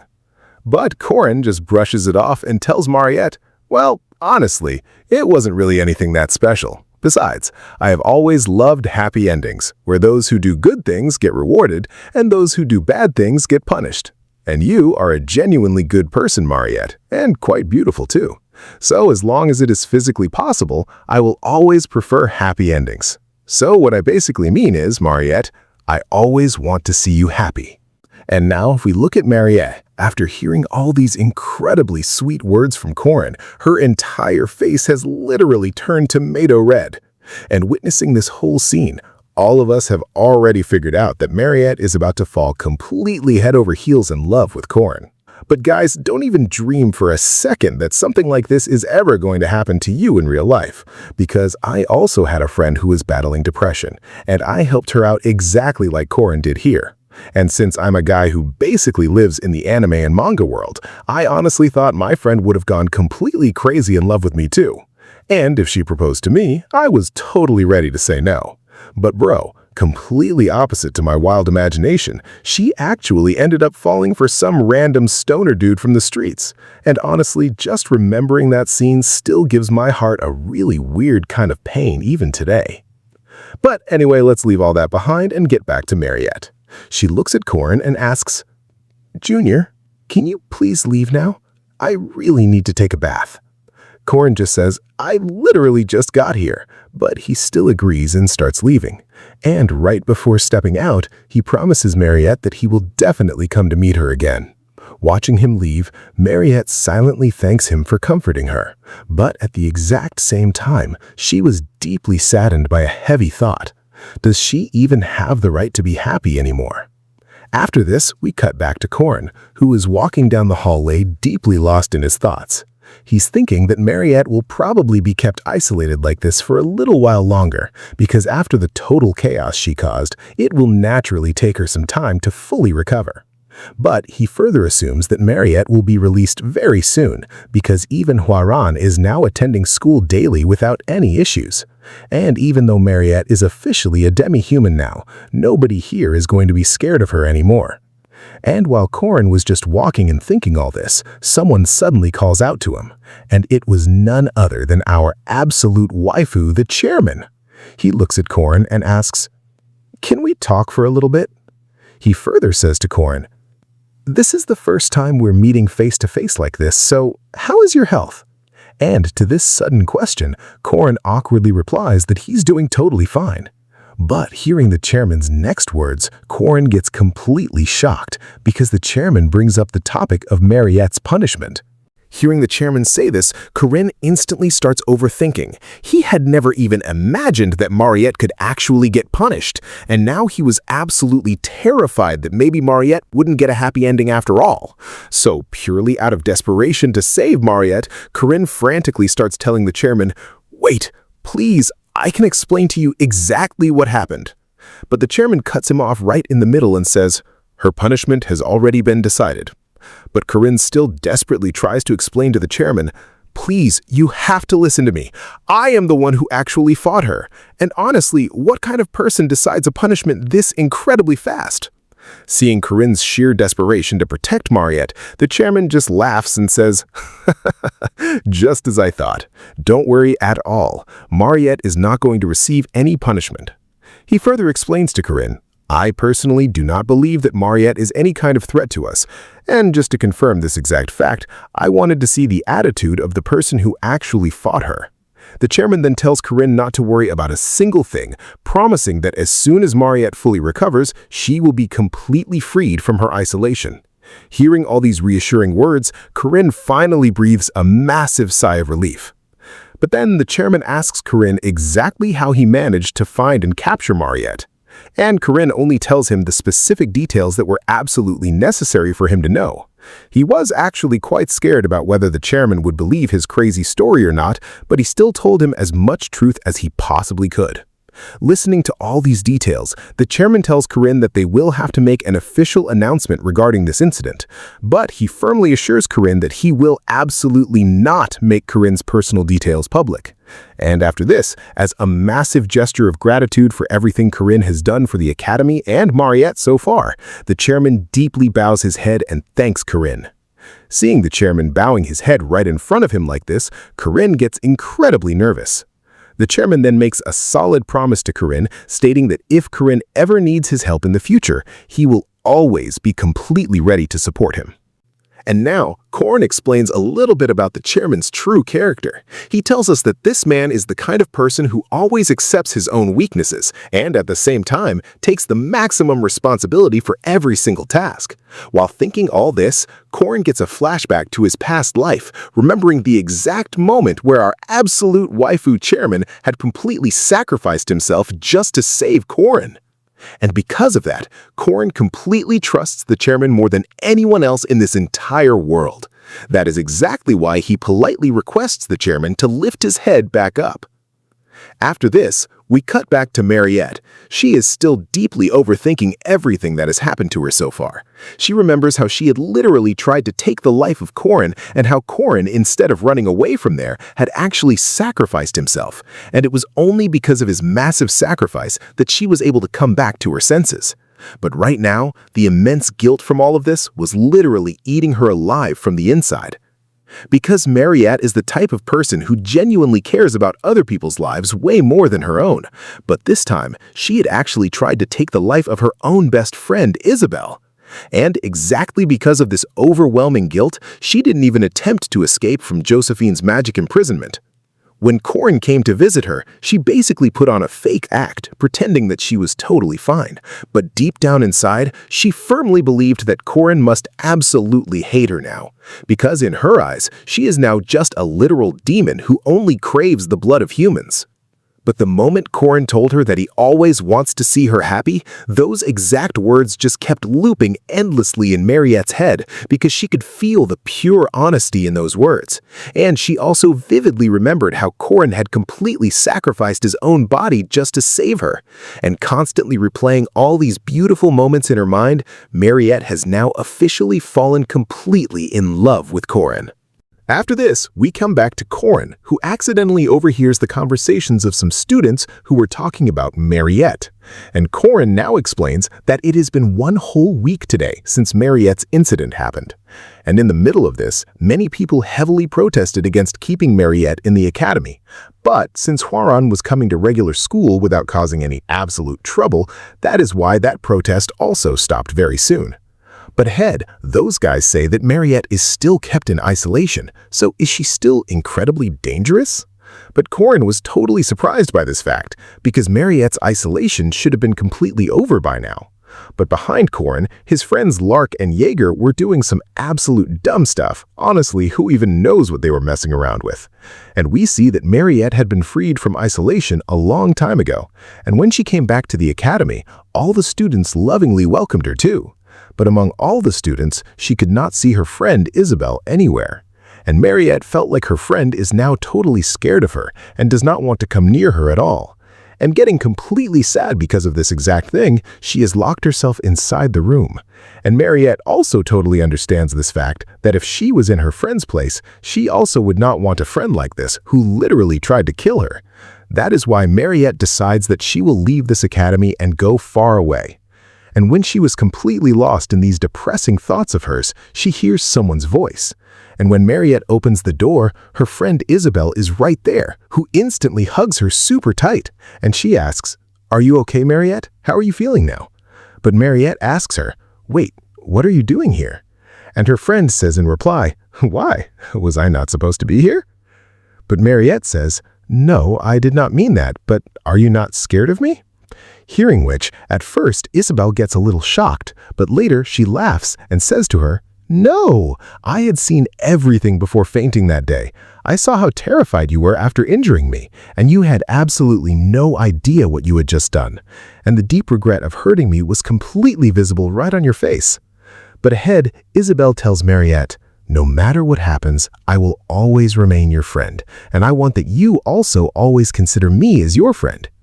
And hearing all these words of Isabel, Mariette cannot control herself anymore and starts crying heavily. And she says, "Thank you, Isabel. I honestly felt like you totally hate me now." But comforting Mariette, Isabel says, "Were you feeling completely lonely until now? I'm so sorry. I had completely recovered a long time ago, but the doctor told me that I could not leave from here right now.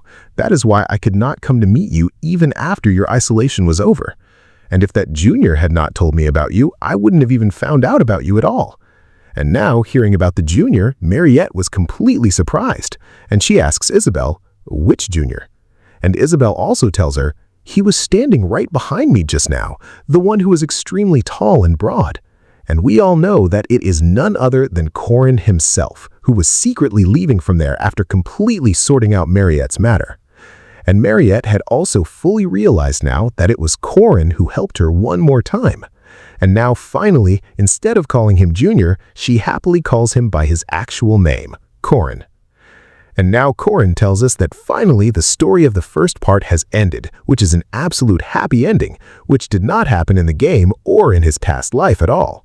Although not a single thing went according to his plan, he's still very happy about this fact, that even without Park Si-hoo and a perfect plan, this world can totally be saved.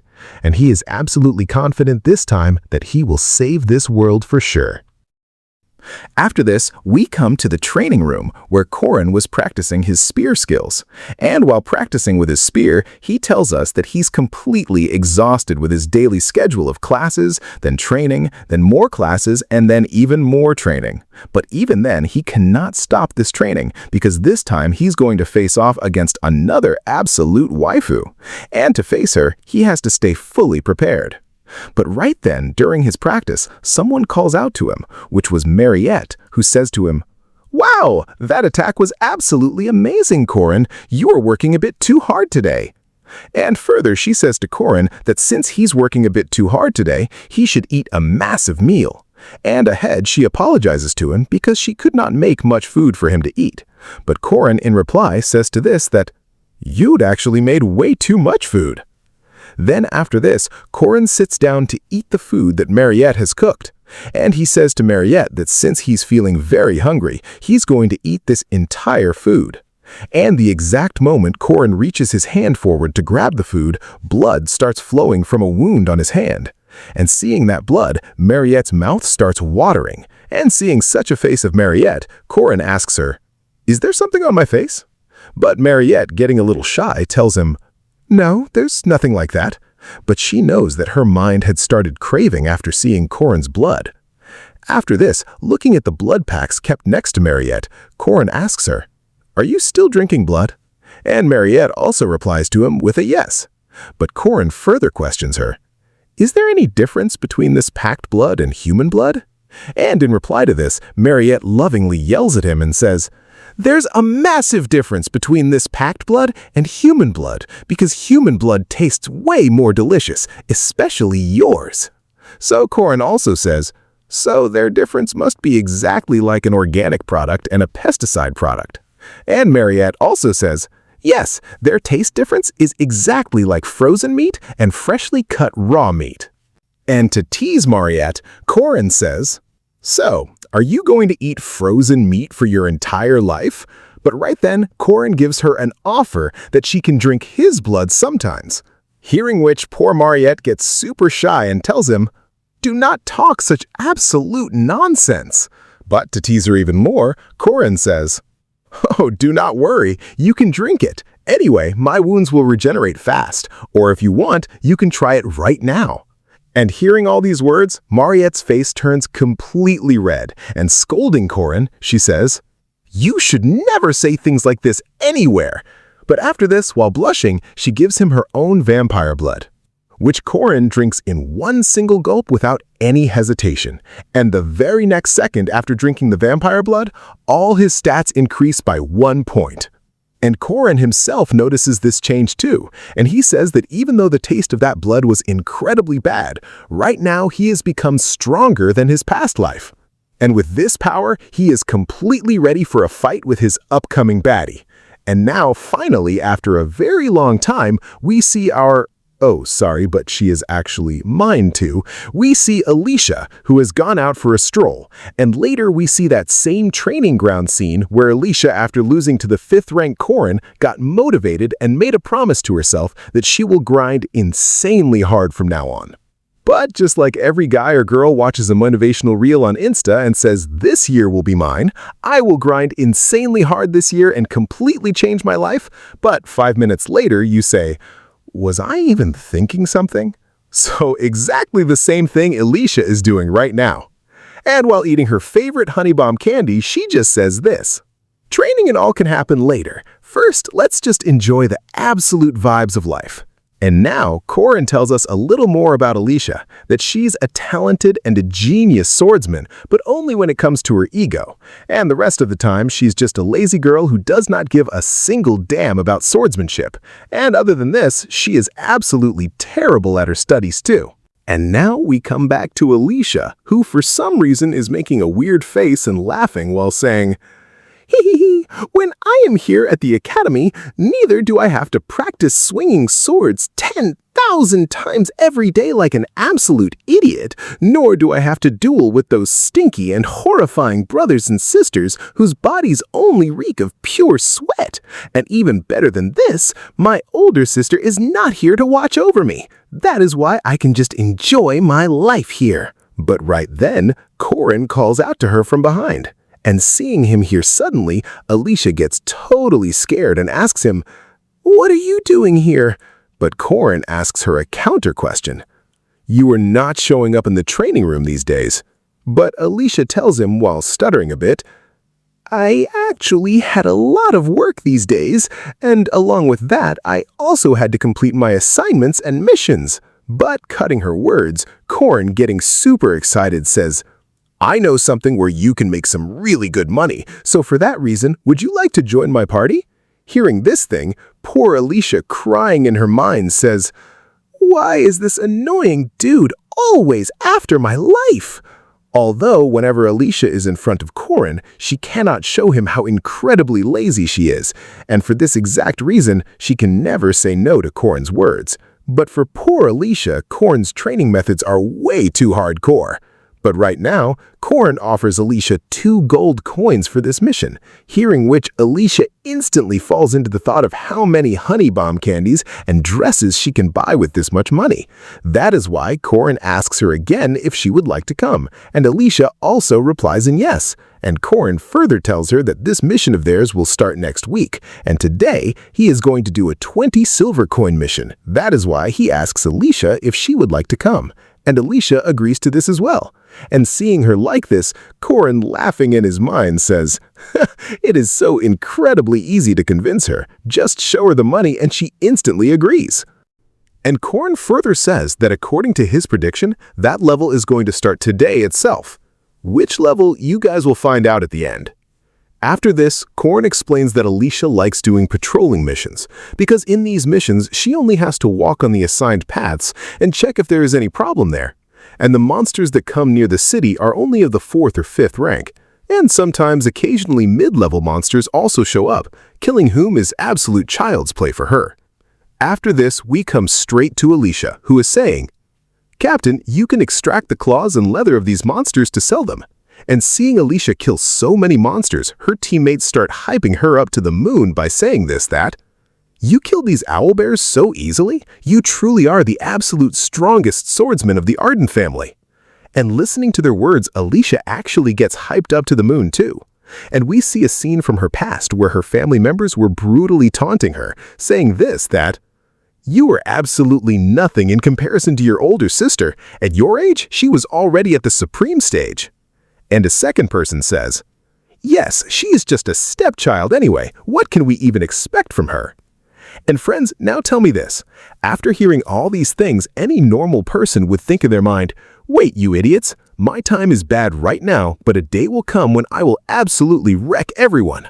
Just like any anime character or any person in real life, they would think exactly this. But my girl Alicia, she is completely different. She says, to hell with the family members. Who is going to sit and take their stress? I'm just going to live my life with absolute fun. After this, Korin calls out to Alicia and says that he saw an owlbear over there. But Alicia says that she has already killed it. After this, the scene shifts to the night, where someone fires a signal in the sky, which Alicia is not able to see, but her companion standing next to her says, this is a special signal which can only be seen with the help of these goggles. And he further says, maybe our companions have found the nest of a second-rank monster over there. But hearing this thing, poor Alicia starts crying because she thought that the mission was over, but due to her being a part of this team, she will definitely have to go fight that monster. And Alicia's team members were motivating her, saying that if Alicia is here, then it is absolutely possible. And seeing this signal, Korin had already understood that the next level is about to start now. And ahead, they will have to fight werewolves. But Korin knows that Alicia had killed a werewolf even while being poisoned. So killing them now was absolute child's play for her. But right now, an unexpected guest had appeared in front of Alicia, seeing whom Alicia herself was completely shocked, because this was the first-rank monster Delahan, who was coming to attack Alicia herself. Although Alicia attacks it with her full power, but Delahan attacks Alicia first for its own defense, which Alicia is not able to dodge, and the very next moment, Delahan captures Alicia with its weapon. And Korin tells us that Alicia is a powerful swordsman, but she does not have the pride of a swordsman, because right now, Alicia is crying and screaming Korin's name to call him for her help. And her teammates right then tell her that he is fighting monsters on the other side over there. And the very next moment, Delahan was just about to kill Alicia, but right then, someone launches an attack on that Delahan and shatters its head into pieces, due to which Alicia's life is saved. And the person who saved Alicia's life was standing in front of her, seeing whom Alicia was a little nervous because she was none other than Alicia's older sister, the upcoming head of the Arden family, and Korin's next absolute baddie, Lunia Arden.